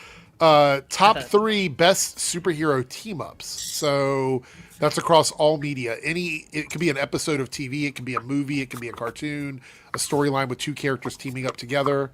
Or top 3 best puppet/Muppet projects of all time. So I won't be upset if Joe wins. That could be anything though. I put puppets specifically in case it's not Jim Henson or Muppet. I'm going to warn you right now that no matter what wins, my answers are going to be for that category. Okay. All right. Well, just think for like us in the like superhero genre, we can pick Gen V. We can pick Legends of Tomorrow. There's a lot of them. Yeah. Doom Patrol. If you're over in the Debunks chat, we're 3 out of 5, and here are the options over there. This is specifically for my Cope cast, which I do on Wednesdays now. Top 3 most woke movies. Top 3 worst movies for diversity. Top 3 cringe chud crash outs. Or top 3 worst anti-woke trends in media. That's for the. I'm noticing a trend between all of those options. Yes, yeah. I thought I'd have a little fun. All of us pick the same thing for top chud crash out. Like there's one in my mind that I can't imagine anyone not putting. Well, anybody that joins me could probably pick that one for sure. We do have a member chat from Big Fieldy, a member for 5 months. He says, 5 months, baby. Let's go. Thank you for the support, Big Fieldy, and I hope you're enjoying all the perks for being a channel member. Thank you so much. Oh, Columbia Rican's here with a $5 super chat. Despite the moral and political implications, which annoy me, but what about the Halo franchise? Would it be better if we decide to move forward with it? What do you, any thoughts on this? I'm not a huge Halo player. I'm sure Jake has probably played more Halo than I have. Rican, I respect that, man, but I have not given that franchise a second of thought. My bad, man. I never played the games, but I enjoyed the TV show. I played I played Halo back in the day. I haven't played it in a while. I feel like they need a second shot. I feel like I didn't watch Halo. I didn't play Halo, but I know the fans were pretty devastated with that show. Yeah, Zan, I saw that last night. I was talking to a few friends about it. That we're going to talk about that in a moment if we're talking about the same thing. So, yeah, I'll pull that up in a second. We'll read it. But thanks for the super chat, Columbia Rican. Here we have a $5 super chat from Michael DeFonte. Live/VOD, please click the like thumbs up button. It helps the channel grow. Click subscribe and the bell button for alerts of new shows and videos. Thank you so much, Michael. And yes, I've already got 3 videos out this week on the Debunks channel. And you guys are going to be really excited at the Reloaded channel because people said they wanted more like regular content from me. So I have a whole setup ready to go where I'm going to be doing almost semi-daily videos for the Reloaded channel. With different topics from what we talk about here on the Nerdcast. So, guys, so much. YouTube is killing this channel. It's killing the channel. By the way, where is Omega? Staggervore with the 199 super chat says maybe there could be a bright side to all this. I don't think so. I don't think there is a bright side. I don't think there's a net positive to any of it because I believe they're all lying about everything to get this merger to happen. I think in my heart, the bright side is that I don't believe it's going to happen. I don't believe it's going to go through. At least, I much like the poster on David Duchovny's wall, I want to believe that it's not going to happen. I get that joke. I needed to clarify just so people wouldn't think that I want to believe it is going to happen. Jake, what were you going to say? What was I going to say? You got cut off. You're saying something, and we cut you off. About this specifically. About that, I don't. A bright side to all this. You had nothing to add. I don't think I was saying anything. Okay. Are you putting me under a damn spotlight? Well, let's pretend that that didn't happen. Anyway, but yeah, no, I don't think there's a bright side because there's going to be massive job loss. There's going to be massive IP loss. Consumers are going to get hurt by almost all of this, no doubt. And it's not going to help theaters. I know that Cinemark was trying to play the political game, but I don't believe it's going to help theaters either. I think it's going to be a net negative. I think that it's going to be they lied to get everything they have, and hopefully it doesn't go through. They get the pantsuit off of them. $5 super chat from Lone Wolf. Do we think Spielberg name holds up with Disclosure Day coming out soon, or his name not holding much weight like it used to at box office wise? What was the last? There's one Spielberg movie I'm thinking of as the last one, but I think I'm missing one. What was the last actual Spielberg movie that came out? The Fablemans, which was excellent. Yeah. I love Fablemans. But how did it do in theaters? I don't think it did great, but I don't think that has to do with Spielberg's name. I think that has to do with the fact that no movies did well that year. Wasn't it like 23, where the year everything was flopping? Yeah, because everything was overlapping with each other. We talked about that. 2023 was the year where there was so many things coming out all at the same time. The last movie of his I saw in theaters was The Post, and I fucking love that movie. June, July of that year was a bloodbath. Yeah. West Side Story did pretty well, but more so for the Oscars, right? Never seen it. It went to the Oscars. It won stuff. It got a lot of press that way. I am worried for Disclosure Day though, because it comes out in June. And there's been. Speaking of June bloodbaths, as Jake was saying, this June is going to be packed again. There's bad marketing. Like, there's been one little thing for it. And, like, again, like, Toy Story can, like, get away with having one trailer because it's freaking Toy Story, right? Disclosure Day, it's an original movie. They gotta be pushing it. I don't know what the budget is on that. I know it's probably smaller scale than, like, a freaking Mandalorian or something, but, like, I don't know. You know what's very interesting? Somebody pointed this out. It was Nick at the Lost River Drive-In YouTube channel. I don't know if anyone subscribes to Lost River Drive-In. But Nick from Lost River Drive-In pointed out that Scream 7 had very little marketing. They had like one trailer. The marketing was minimal for that movie, and it did really well. Multiple trailers, plus they were at the Super Bowl. I only saw one trailer. There was like Uh, 3 or 4 trailers for it. Apparently, Spielberg says that he's not going to release the estimated budget for the movie. So we Oh. might not know for a while how much the movie's going to Okay. cost. All right. Interesting. Hope it does well. That looks good. Columbia Regan with a $5 super chat. Thank you so much. Says to add, I agree with Ronan wholeheartedly. The show was so terrible. I love the games, and I felt that Paramount really messed up the franchise. What show are we talking about? Halo. Oh, I love that show. No, Eric, the thing that I think you said I was talking about was the other thing that you were going to pull up. Oh, with Bruce. Yeah. Yeah, we'll look at that. We'll look at that next before we talk Wayne? about Scary Movie. Wayne. No. It's funny you mentioned that though. So every time I hear Bruce, that's the first name I think of. Everybody that I know that didn't play Halo seemed to like the show. So, I mean, that's really like, essentially what they were doing is they were catering to the audience that didn't play the game. Because apparently the show made a bunch of... I didn't play the most recent iterations of Halo, so I didn't know how much canon it was breaking. But apparently it was breaking a lot of the canon from the game, so... I didn't even see the show, but I played a handful of the games.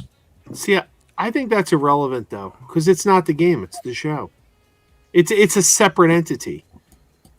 Well, For I don't know. example, I mean, Halo. Listen, Halo's still a popular franchise, but it's not what it was. And I could be wrong because I never played the games. But I remember Halo was everywhere when I was in middle school or like early high school years. That was like what, mid 2000s, maybe later 2010, 11. And at that time, the big names that I always kept hearing, oh, they're gonna make a Halo movie. It was Spielberg, ironically, and Peter Jackson. And if it wasn't for them, it wasn't them. It was gonna be the District 9 dude, Neil Blomkamp. That was it. Really? That was at that time. That was like, all right, if they're gonna do it, we're with them. But other than that, But the thing Look- is, canon doesn't matter when you're doing an adaptation, because like if you go see the Superman movie or a Spider-Man movie, they don't follow the canon of the comics. They have their own separate canon. well, comics are different than video games, and it's. I mean, I look know. at it where it's like, well, the Resident Evil franchise, yeah, they can make a bunch of those movies, but that was because they're being made cheap and trying to squeeze out as much as they could. And from a critical point of view, and from the connection that your opening weekend or first 3 weeks, viewership would go and watch that. We're saying, oh, okay, just another one of those movies. And I remember hearing the same things about Uncharted. It was like, wait, what? Ooh, It's, that was a rough one. I feel like, because that's interesting, like I think that's a very interesting discussion to have, because I'm Agreed. with you to a point, because I'm also usually pretty open to an adaptation of things veering off and trying to do their own thing. But I do think when you are like completely dismissive of the source material, and again, I didn't watch the show, I don't know how far they went, but from what I heard from friends who had watched it, it's like they didn't want to make a Halo show, they wanted to make their own show, but it wasn't like they needed a name to be attached to it for it to do Jesus. well. So I don't know. I think there's a line that needs to be had. I think we need to respect the source material, but also be open to doing our own thing and putting our own spin on the character. I think we're probably seeing that with Supergirl right now, where that seems to be like hey, we're adapting this thing, but let's add Lobo. But Darren, you know what's the let's add perfect example? So Of Lobo's that? weird for that because he was planned for that story anyway, but back in the True. day they couldn't use him. So You know what's weird is, Darren, the perfect example of that is Fallout. Yes. Fallout doesn't follow a single, like, as far as I know, a story from the games, though there are elements from it, and the world is they from what I've heard, Nolan, he and his showrunners made it a thing of like, okay, this show is our own story. We're in parallel with the games, Yeah. and so there you're gonna see stuff that is canon, like the New Republic of California and all this stuff. Is like, okay, there's that, and they're following new characters. And so I think that's the best example of like, okay, you don't have to follow quote unquote the canon story, but you got to respect the world, respect the details. And if you're not going to follow the canon, which I think already like it's an easy way to adapt stories, then you better write something fucking good that not rivals, but is just as complimentary to what made people willing to go to your meeting and approve your TV show or movie. Look at the Sonic movies. People love the Sonic movies, but they're nothing like the games. He comes to Earth. He lives with a cop. Like, I mean, that's not in the games, but they did that and it worked and people enjoyed it. Yeah. It's definitely a case-by-case basis. And, you know, I will say it to, like, the other side of it, I also think sometimes we need to relax when it comes to adaptations. Sometimes it's like, wait, his hair is going the other direction. It's woke. They ruined it. I'll get a hot take, I guess. I think the new God of War image is kind of a somewhat example of that. Was it maybe a weird-looking shot? Maybe. But I think to the degree that people are like, they've ruined it. It's like, he's leaning over a little weird. Who gives a shit? Like, it's so... I don't know. Like, I think we need to find a medium. We need to find this happy medium of, like... Guys, no one's ever going to be happy. It's going to be our... I think when it comes to gaming, you're 100% right. I think you're 100% right. You know, what's that quote? I forget who says it, but he's like, you can please some people sometimes, some people all the times, but you can't please everybody all the time. I think that was Valkeeper Takamos. Sorry. It's okay. South Tech Shark with a $2 super chat says, did you see High Guard is shutting down? Yeah, I think, like 6 months after it came out? Not even. It hasn't been out that long, right? No, it got announced at the Game Awards, like showing off then, and then it's already shutting down. So, like, what, 40-something days? Oh, really? It's been that short amount of time? For some reason, I thought it was out before that. 6 weeks. Holy shit. Did they say what the reason was?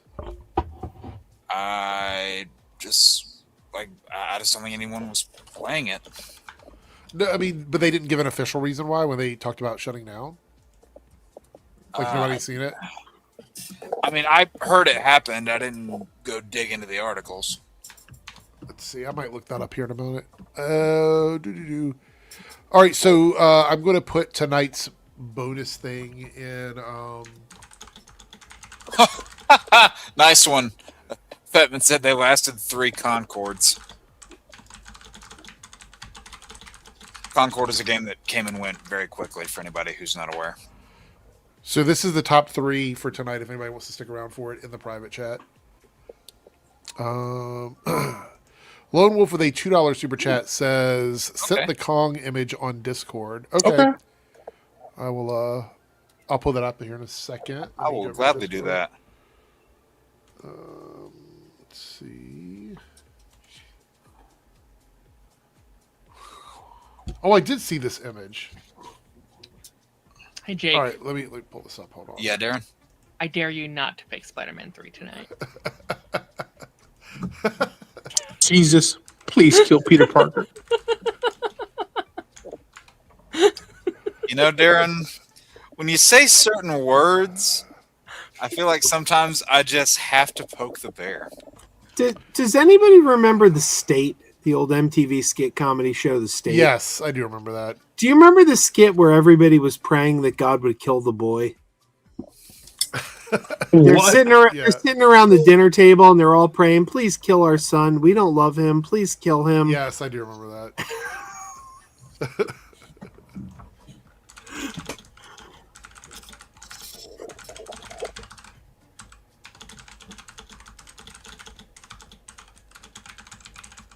All right.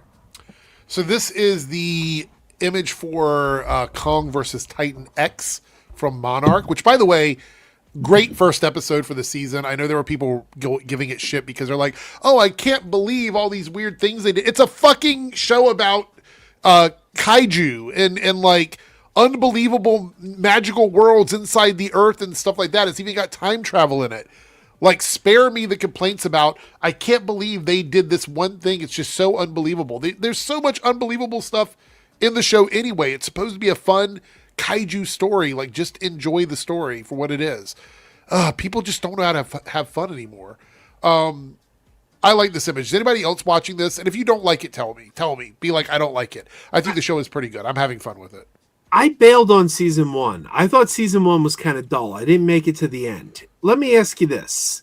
Do I need to finish season 1 to watch season 2? Because I like the trailer I saw for season 2. I will say you're going to be should, very yeah. confused, but at the beginning of the first episode, there's a 5-minute recap on everything that happened at the end of season 1. So if you're okay with missing character moments and you just want the XYZs of everything before it starts, if you start the first episode, it's going to give you a 5-minute recap of season 1. If that's good enough for you.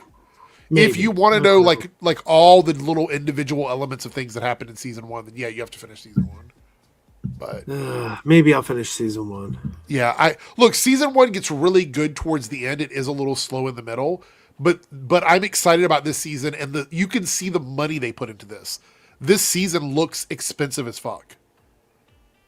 So, I don't want to spoil anything, Big Fieldy, but just know that all of the kaiju stuff that you want is going to be present in the show. If that answers your question. I feel like you said, I don't want to spoil this, but here's your spoiler. Well, we saw the trailer for season 2 and it shows Godzilla. True. So, I mean, you know. And this poster has Kong on it. So, I mean, it's not much else I can do there in terms of spoilers. We had a super chat from Cody here, $5 super chat. Ronan will probably agree with me, but Fallout is very much canon to the games, the Fallout TV show. Is it though? Like, I mean, I haven't seen it, but it's in the world of the game. Fully canon. Yeah. I have someone who I know someone who knows the games religiously, and they're saying what they see is that the show's almost running parallels to the games, and it's in the timeline. Like it's either way before or way after the games. Wait, I'm gonna play the semantics game here. Is it canon to the games, or is it a parallel canon that mirrors the games? They have literally said that when making these upcoming games, they are going to take the show in consideration of like the events of the show, the game, which is that's unusual. Crazy. Like I don't think that's ever been done before. I fucking love that. Like that's what? Sorry, Darren. Oh, I was up. Ronan, check your messages. Awesome. All right, we have one more small topic, and then we're going to jump into the bonus topic for tonight. We do have another super chat. I want to give a shout out. We hit the goal in the debunks chat, so thank you guys so much. I do want to pull this up on screen before we do the super chat because I want to talk about Bruce Campbell here for a moment. So Bruce Campbell posted this here. Let me see if I can make the image larger so we can read it. It goes, hi folks, these days when someone's having a health issue it's referred to as an opportunity, so let's go with that. I'm having one of those, also called a type of cancer that's treatable, not curable. I apologize if that's a shock. It was to me too. The good news is I'm not going to go into any more detail. I'm posting this because professionally a few things will have to change. Appearances and cons and work in general need to take a back seat to treatment. My plan is to get as well as I possibly can over the summer so I can tour my new movie, Ernie and Emma, this fall. There are several cons in this year's summer that I have to cancel. Big regrets on that part. Treatment needs professional obligations don't always go hand in hand. That's about it. I'm not trying to enlist sympathy or advice. I just want to get ahead of this information in case false information gets out, which it will. You're Bruce Campbell. People are going to start spreading stuff about it anyway, so I feel like it's good for him to make this statement. Fear not, I am tough. I'm a tough old son of a bitch, and I have great support, so I expect to be around a while. As always, you're the greatest fans in the world, and I hope to see you soon.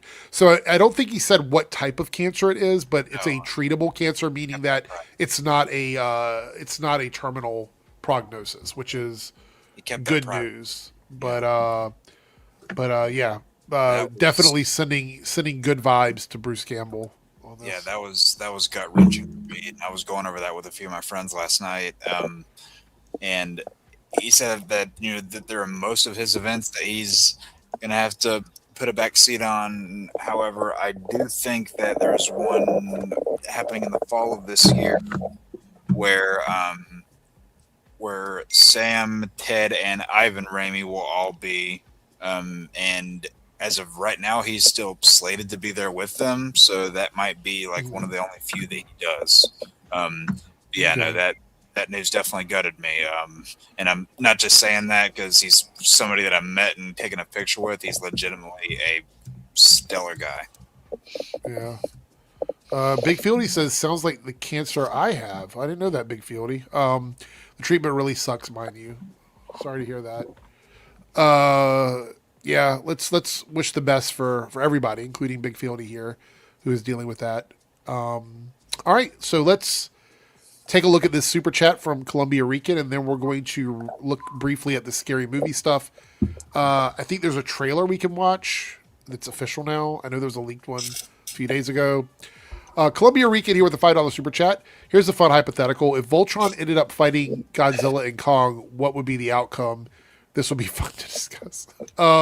What version of Voltron? I mean, are we talking about the car Voltron, the lion Voltron, the weird 3-body Voltron with a samurai sword? Which one are we talking about? I think that Kong would have a tough time with Voltron. I think Godzilla would put up a better fight. But Voltron has a sword. So, I mean, I just Didn't feel Godzilla like beat like Superman? Like in the comics, wasn't that a thing? did he? I know he fought Superman and he fought Hulk. I can't remember who won those fights. Okay. All right. I don't know the comics very well. I just know people like power scaling Godzilla a lot. And I feel like he's I often fucking on top. hate that. I honestly, the whole concept. I mean, yeah, it. So okay, I just got to get on a soapbox here about this for a second, because like the whole thing about power scaling, it used to be fun, you know, small little innocent things.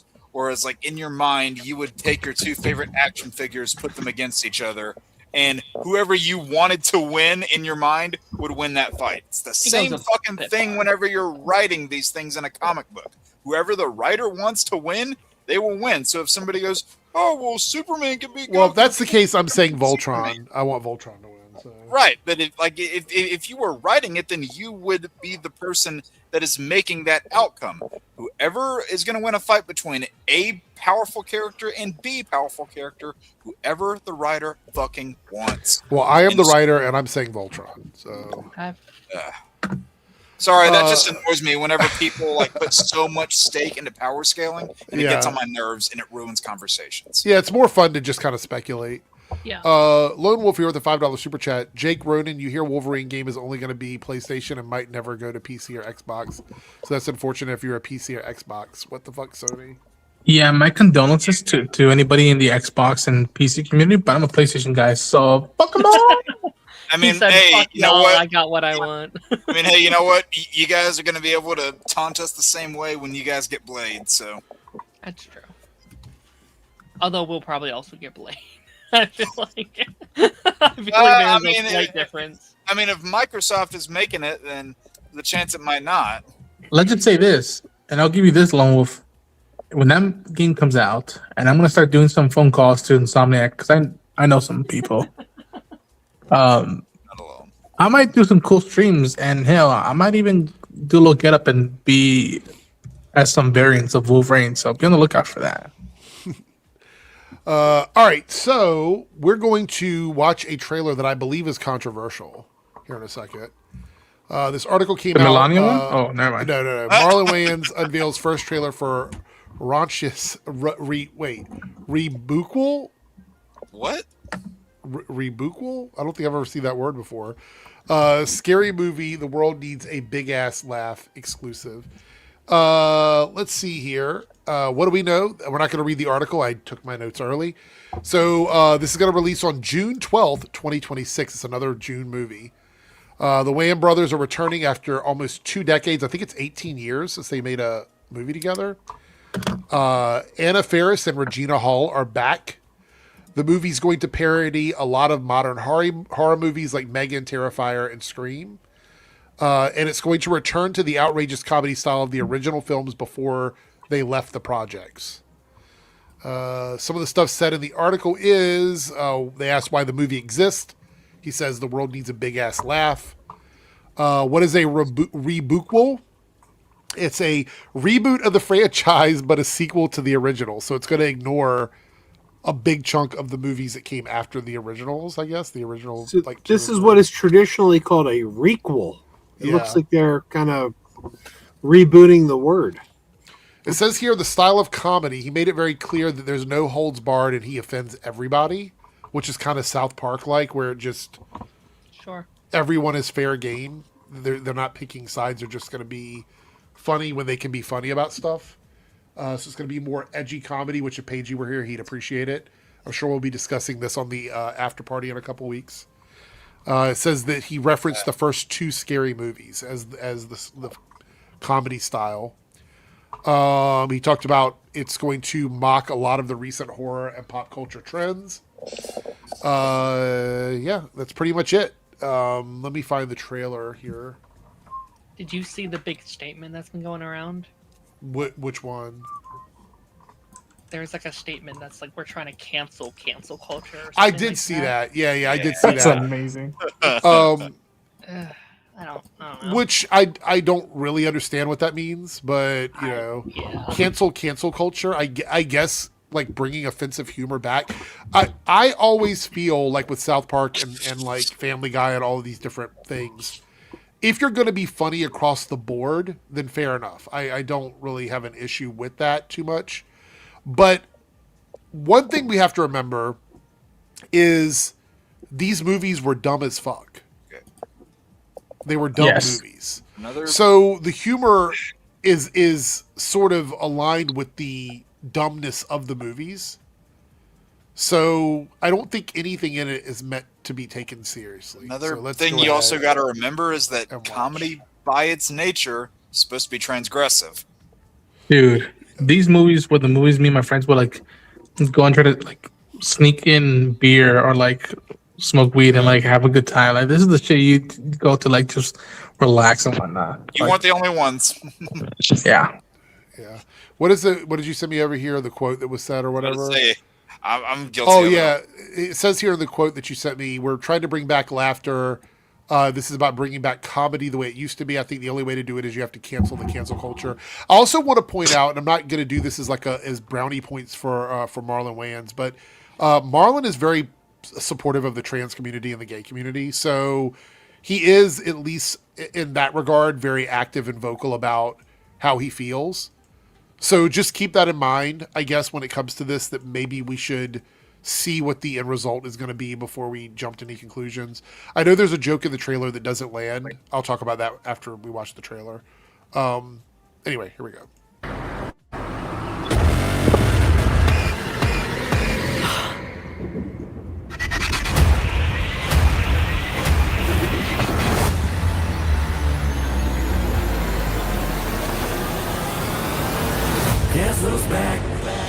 Shit. My God, he stabbed her!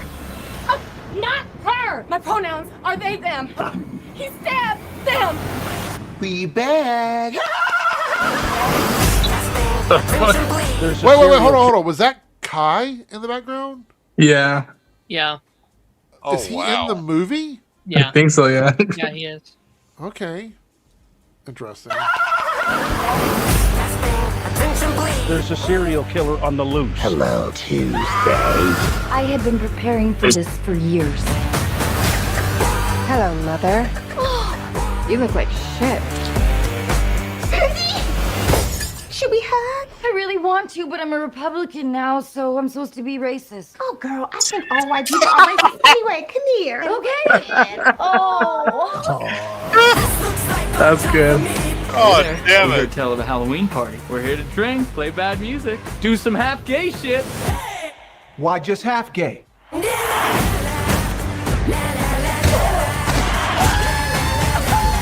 Sink.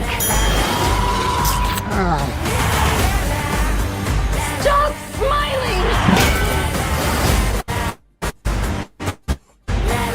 Run, bitch, run! Okay, that was funny.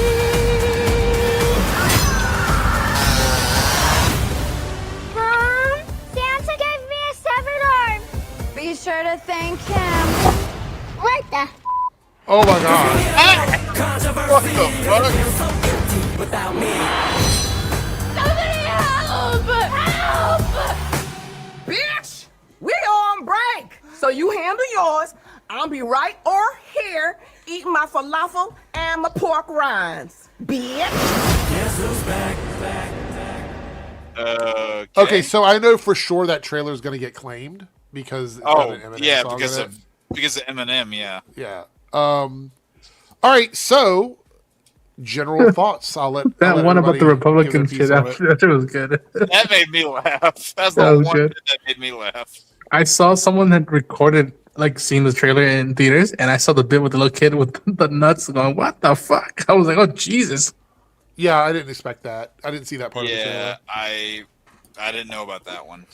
Okay, so I knew about the joke where he's like, "We're about to do some half gay shit." Why just half gay? I knew about that one, but I didn't know. Yeah.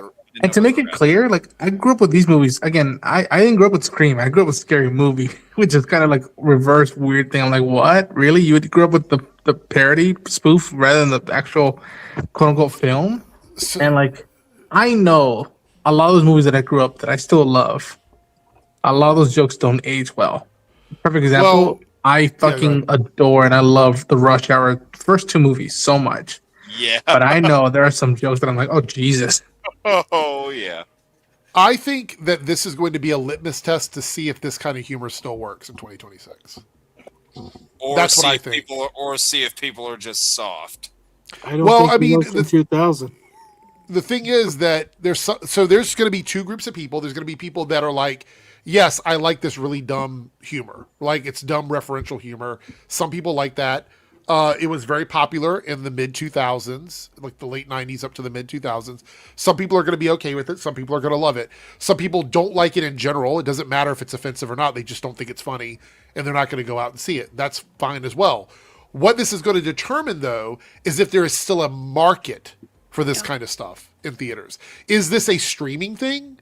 Like this movie, like think about this. This movie arguably by today's metric would be a streaming film. Yeah. Is this movie still a movie that needs to go in theaters, or is this one of those movies that needs to go straight to streaming? I'm a firm believer that the number one genre of film that is missing in theaters, people say people will go to theaters to see the big blockbusters. I think the big blockbusters play better at home than comedy films. Comedy films are the number one genre that should be seen in a theater, because when you are in an audience watching a funny movie with a full room of people all laughing, the laughter is contagious and it's funnier. It is or the funnier. Silence is much more awkward. Right. If it's not now, funny. now that said, I don't think this looks remotely funny. I haven't liked any of these scary movies, and this doesn't look like it's going to be the one that's going to win me over. But I do think the comedy genre is a genre that needs to be seen on the big screen with a full audience. Yeah. It's also in a very bad spot release-wise. It's around a bunch of big movies. I don't understand June. I again, I don't know the vibe of these movies. I haven't seen them.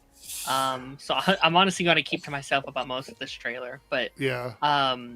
I don't know why not a September. I don't know why you don't have this come out around the Halloween season. Is it the point that it's like, oh, it's, is this supposed to contrast? I want to say this. If you are somebody that advocates for like no holds barred humor, then this is not really the take you should have, Jason, to be honest. You sure that's not sarcasm? No, it's not. He's been going on and on about it, and that's fine. You have your opinion.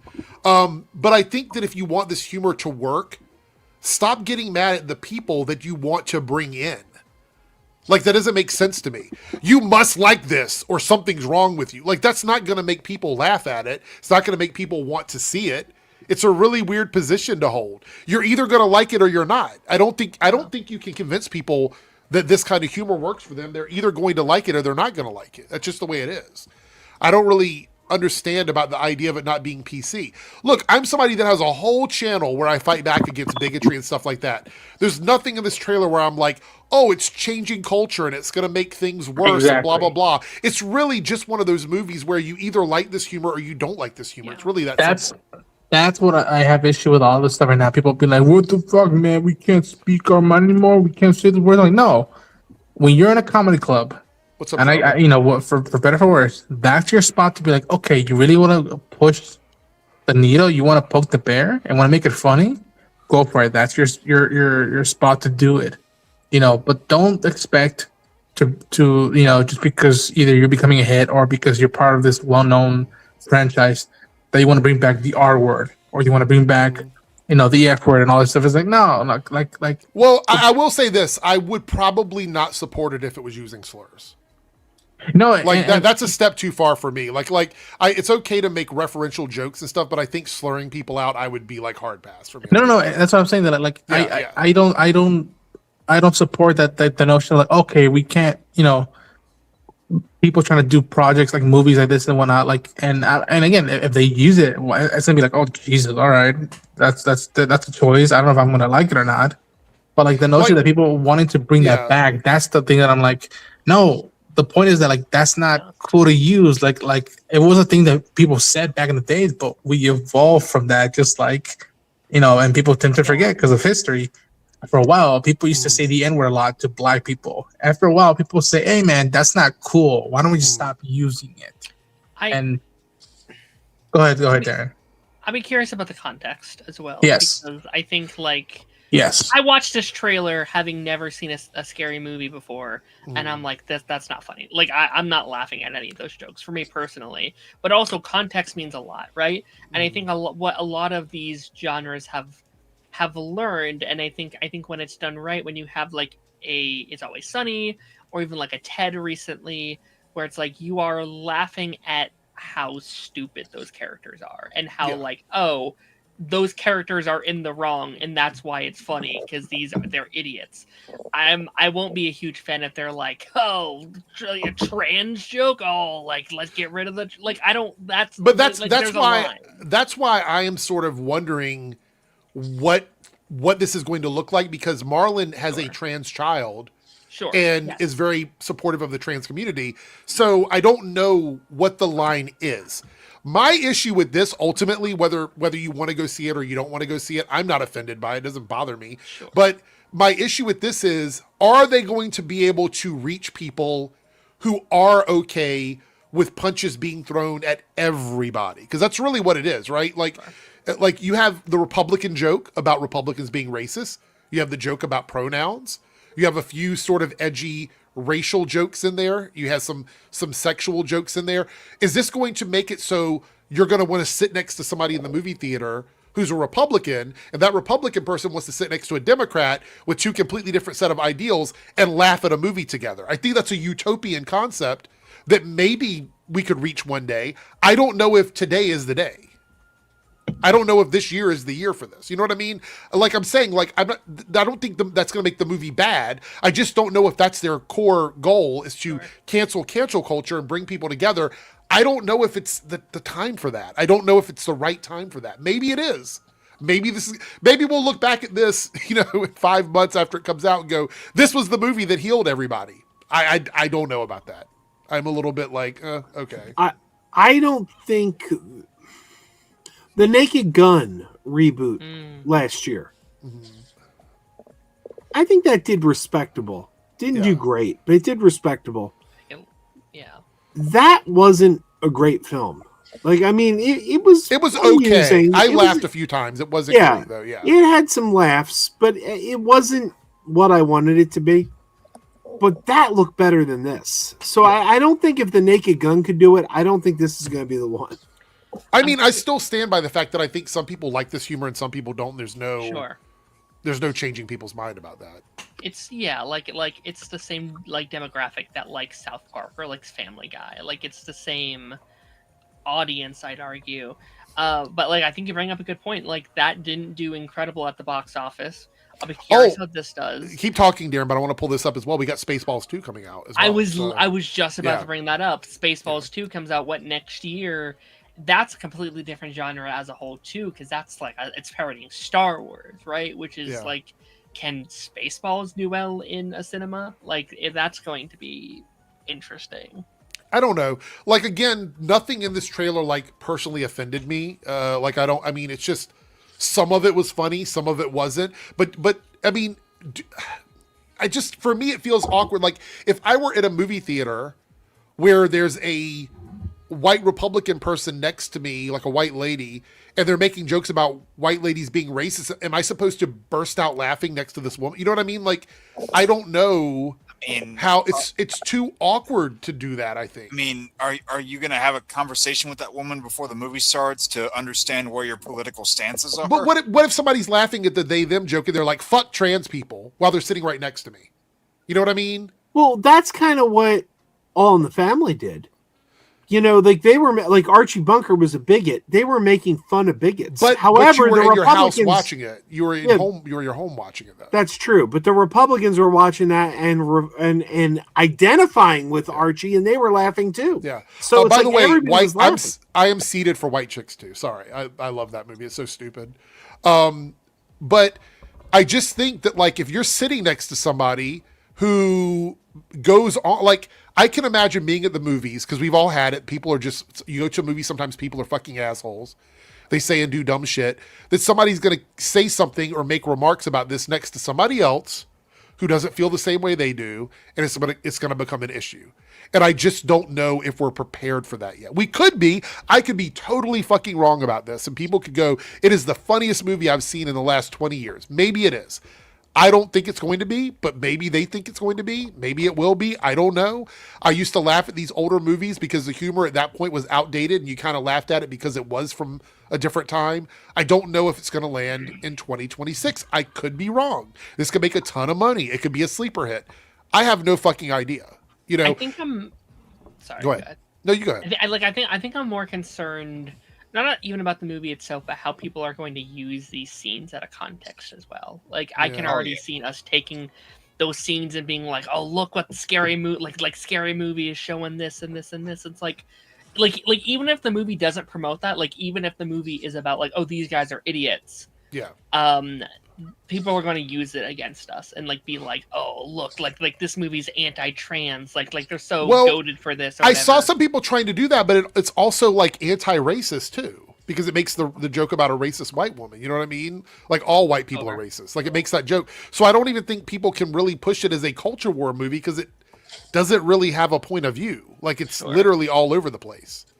They had the guy. Somebody said that the guy. Let me find it in the trailer here. That comes to the door with the half gay thing or whatever, the joke they make. Where's it at?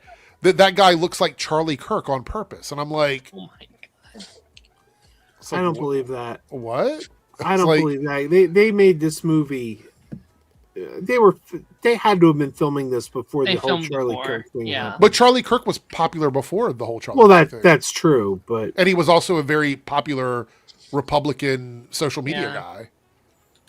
So I don't know. Although like this itself is like a Sinners like parody, and that's still semi recent. Like that's less than a year ago. So like what else did they? I mean, like a lot of modern stuff, like Wednesday's still pretty relevant and popular. And I'm pretty sure Pagey does love it. I'm pretty sure he's going to say that. So. I'd imagine so. Who? So Pagey. Who? Let's see here. We did see a super chat here. Well, I'm going to go back through the super chats. Michael says a $5 super chat. In defense of Jason, he did say he was being sarcastic. I think you missed that post. No, I didn't miss it. I saw that he said that, but then I scrolled back up and I'm like, was all of it sarcastic or was it just that one thing? I don't know. But also, I don't have a problem with people expressing their opinions as long as they're not like attacking someone else. Like if he likes the trailer, cool. Like I'm good with that. Like you can like the trailer. I don't have a problem. But thank you for the super chat. And if Jason is still here, don't take like I wasn't personally attacking anybody. Like if somebody felt that I did, I apologize because I literally was not trying to do that. So I do take responsibility for that. So yeah, thank you. Lone Wolf of the $2 super chat says, "Come on, one of you do it." What's up? Yeah, I remember that. That was and that was that. Also, a lot of their jokes back in the day were like. Who was it that mentioned how humor was locked into a certain date? That was me. Yeah. That's one of the reasons I hate the original Scary Movie. It's Saturday Night Live as well. We talked about that. Yeah. Yeah, it's so of its time. Like it's not. You watch Airplane. Like if you look at the Naked Gun, the original Naked Gun. There's one joke in the Naked Gun that is a direct parody of Dirty Harry. Where he's like, if I see a couple men in togas stabbing someone in the park, I shoot the bastard. That's my policy. That's a direct parody of Dirty Harry.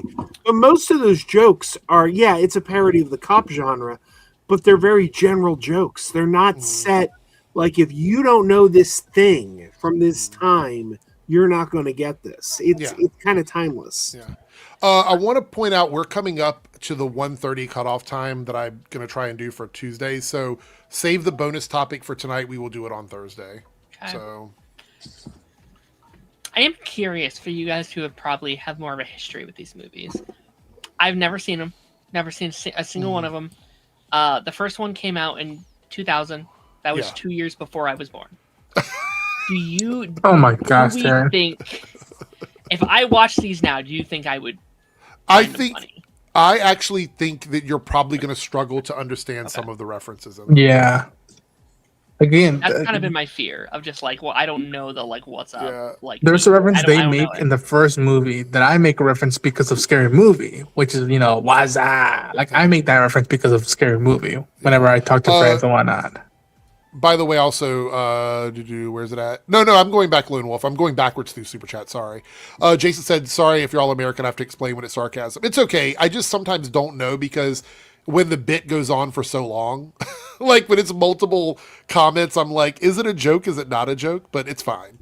It's fine. I don't really ban people, so I guess it wouldn't Americans have been a problem. don't know sarcasm. It wouldn't have been, you wouldn't have It's gotten over banned or text. anything It's like that. incredibly hard to read sarcasm either way over text. Yeah. So, Jolon here says with a 279 Canadian super chat. Where's Canada Graphs?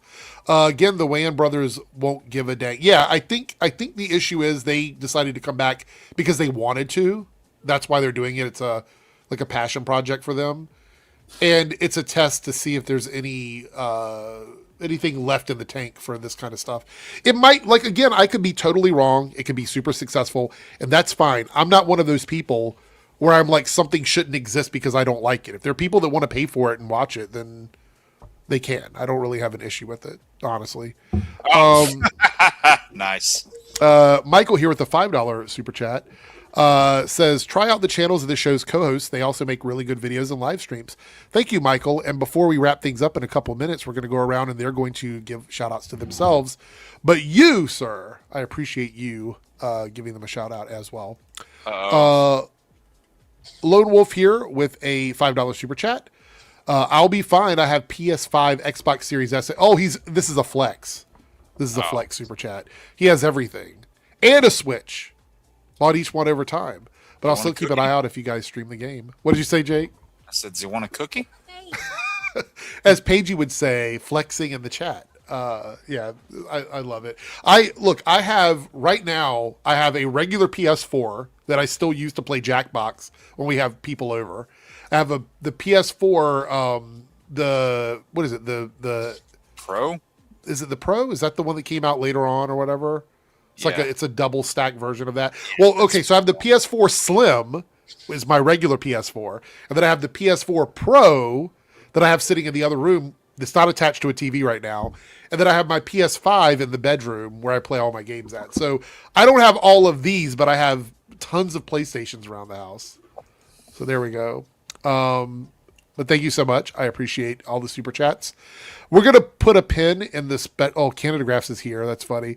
I am here. Our country is broke now after that super chat. Well, damn. That's why it was $2.79. Anyway. The pocket money. The way we're going to work on Tuesdays, because I do stream on Wednesday afternoons, is I have to have a hard cutoff time at 1:30 a.m. with my time, which is right now. Which, by the way, if you are living in certain parts of the world, do not forget that we lose an hour this weekend. Time goes away by an hour. So there we go. Taking away. I'm crossing time zones this weekend and doing time change at the same time. I'm going to be all out of sorts. All right, before we go, I want to remind everybody that you can now grab this new board t-shirt. I'm going to post the link now directly to the shirt if anybody I thought he was wants to saying grab it. grab this and then massaging his chest. I was like, what? You could do that too, but only if you ask first. But anyway, this is the board t-shirt. It's the new design. It's available in the shop now for a limited time. It's going to be out for the spring only. So if you want to grab one of those right now, you can. They are currently on a sale price, so they're much cheaper than some of the other stuff. So grab the shirt. The hat will go on sale at the end of the month.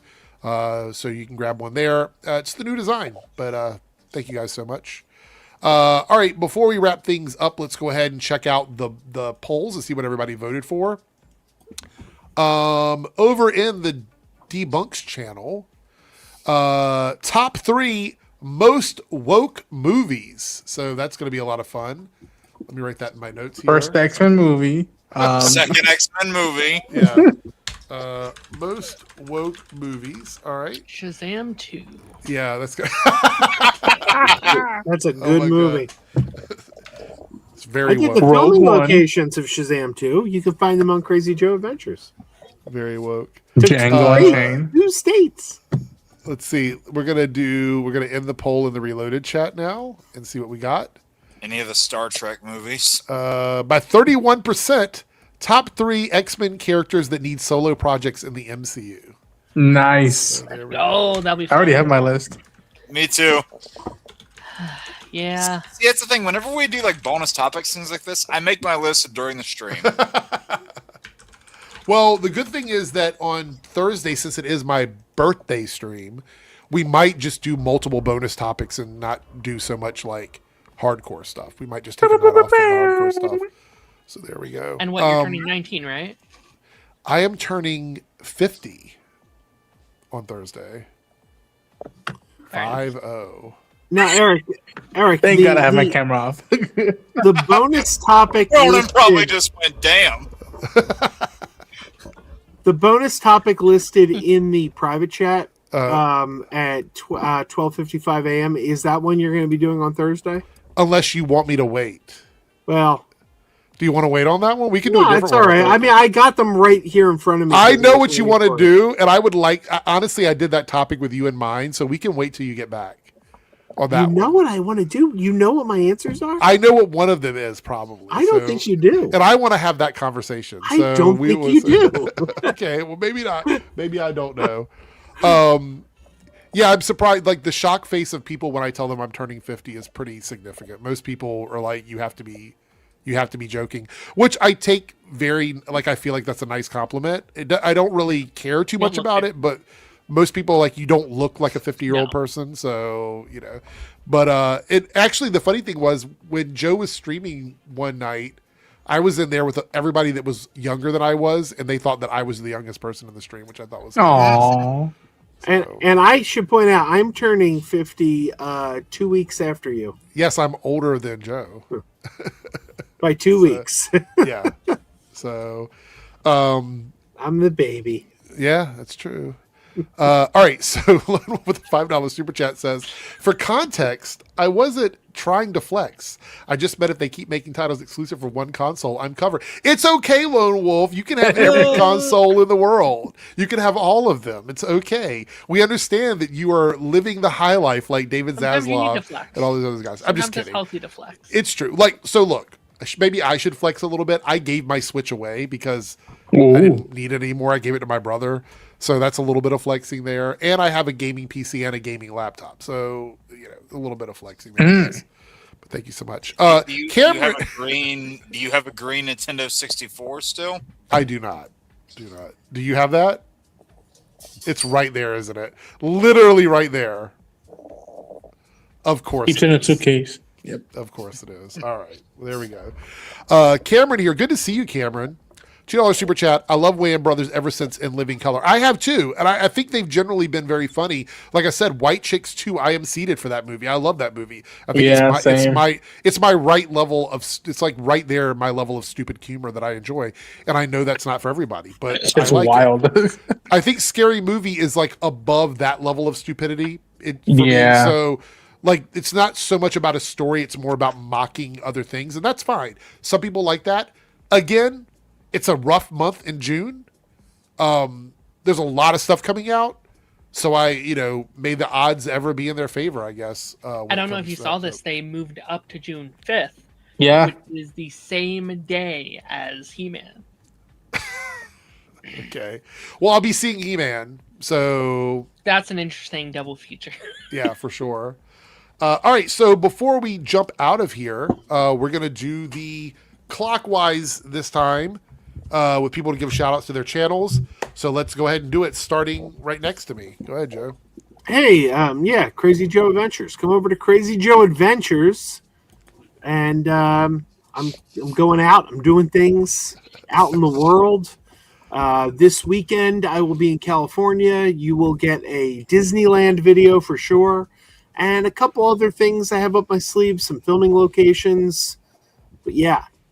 And if, by the way, if you want to watch the Adam LeWoo Celebration of Life, be sure to be subscribed to JWW on the Move. That is my friend Adam's father, and the Celebration of Life ceremony is going to be live streamed on his channel, JWW on the Move. You're going to be near Ronan. Ronan's in California. What Go part to of Disneyland with me, California? Ronan. Come on, Friday. This Friday, I'm going to Disneyland. Let's go. Dude, I wish I was back in Cali right now. I'm in Arizona right now, but I miss Cali every day. Oh, so wait, so I was gonna say like you could be there and then you could do a video with Joe, but yeah, you're not, so that's fine. We meet up like at the gates of Disneyland. All right, Joe, I can't go in, but have fun. Clearly, Darren is the young, like he was born in 2018, so he's like 2002. Give me a little credit, all right? Give me a little credit. Darren's like, let's get the record straight. Yeah. Darren's four, like all the different ages being tossed out here. Gotta stop. All right. Guys, no, but you know who's really bad about that is Lance. Oh yeah, that's true. Bad That's about true. that. Darren immediately covered his face when I said that. Jake, what about you? Give us a little shout out for your stuff. Okay, yeah, I've got Lost Levels that I do on Sundays at 7 Eastern. This upcoming Sunday is another Skyrim stream, and I'll say this: if any of you are fans of Underworld or Van Helsing, then you might like this part of the game that we're diving into. So maybe tune into that, see what it's going to be. And then I've got a bunch of what I call bonus videos coming out that are not necessarily part of any one given series. One of them was a bitch and a half to edit, so I'm hoping it's came out all right. And yeah, like I said, a lot of bat and spider centered videos over the next couple weeks. Okay. Darren, what's going on with you? I know your gaming channel is trying to build up steam, so I figure you want to shout that out. Yeah, no, we're trying to get that back up there. We started Kingdom Hearts recently, which will be the first video on that channel, so stay up to date for that. And just Darren Sanctuary, not putting up a pipeline this week, just scheduling wise, we didn't have time this week, but we still have the one from last week where we talked about Avengers Endgame and Far From Home, which was a very good episode, so go check that out if you have the time. Okay. And last but certainly not least, we have Ronin Unchained. Anything you want to shout out before we close shop? Yeah, this past Sunday, I recently said goodbye to my coverage of A Night of the Seven Kingdoms. I did a live stream with Jake and our fellow friend Brent, Age of Grogu, and then for the next few months, almost on a weekly basis, you're going to be seeing a lot of Star Wars stuff from my end. This week, I'm dropping me and Lance's coverage of season 1 of Mandalorian. I'm rewatching it, and he's watching it for the first time, so you'll see Lance's first time watching that show. And down the line, you might even say down the pipeline. You'll see coverage of Invincible. I'm gonna be dropping. I'm trying to plan the right date, but I'll be dropping Saturday morning anime reactions, and then Invincible, Daredevil, Born Again season 2, Maul, Shadowlord, and then hopefully somehow I can swindle my way into the Mandalorian Grogu premiere for May. I don't know. Okay. All right, that's pretty much it, you guys. I will be live tomorrow at 3 p.m. for the Copecast on the Debunks channel, where I'll be reacting to a couple videos with you guys. I don't know how long the stream is going to go, but it will end before 5 because I believe there is a Showcast tomorrow with the Showcast guys. But I will be on my Copecast, so if you want to see me, come to that. Then you can check those guys out after I'm done. Thanks, everybody, for being here. Thanks for all the super chats. I appreciate it. All the channel members, I appreciate it. And make sure you go over and check out the board t-shirt. Grab one now while they're available. And I will see you guys on Thursday for my birthday stream. We're out of here. Have a good night. Hey there, if you're seeing this, that means we have reached the end of the stream. Thanks so much for your continued support with comments, likes, subscriptions, super stickers, and super chats.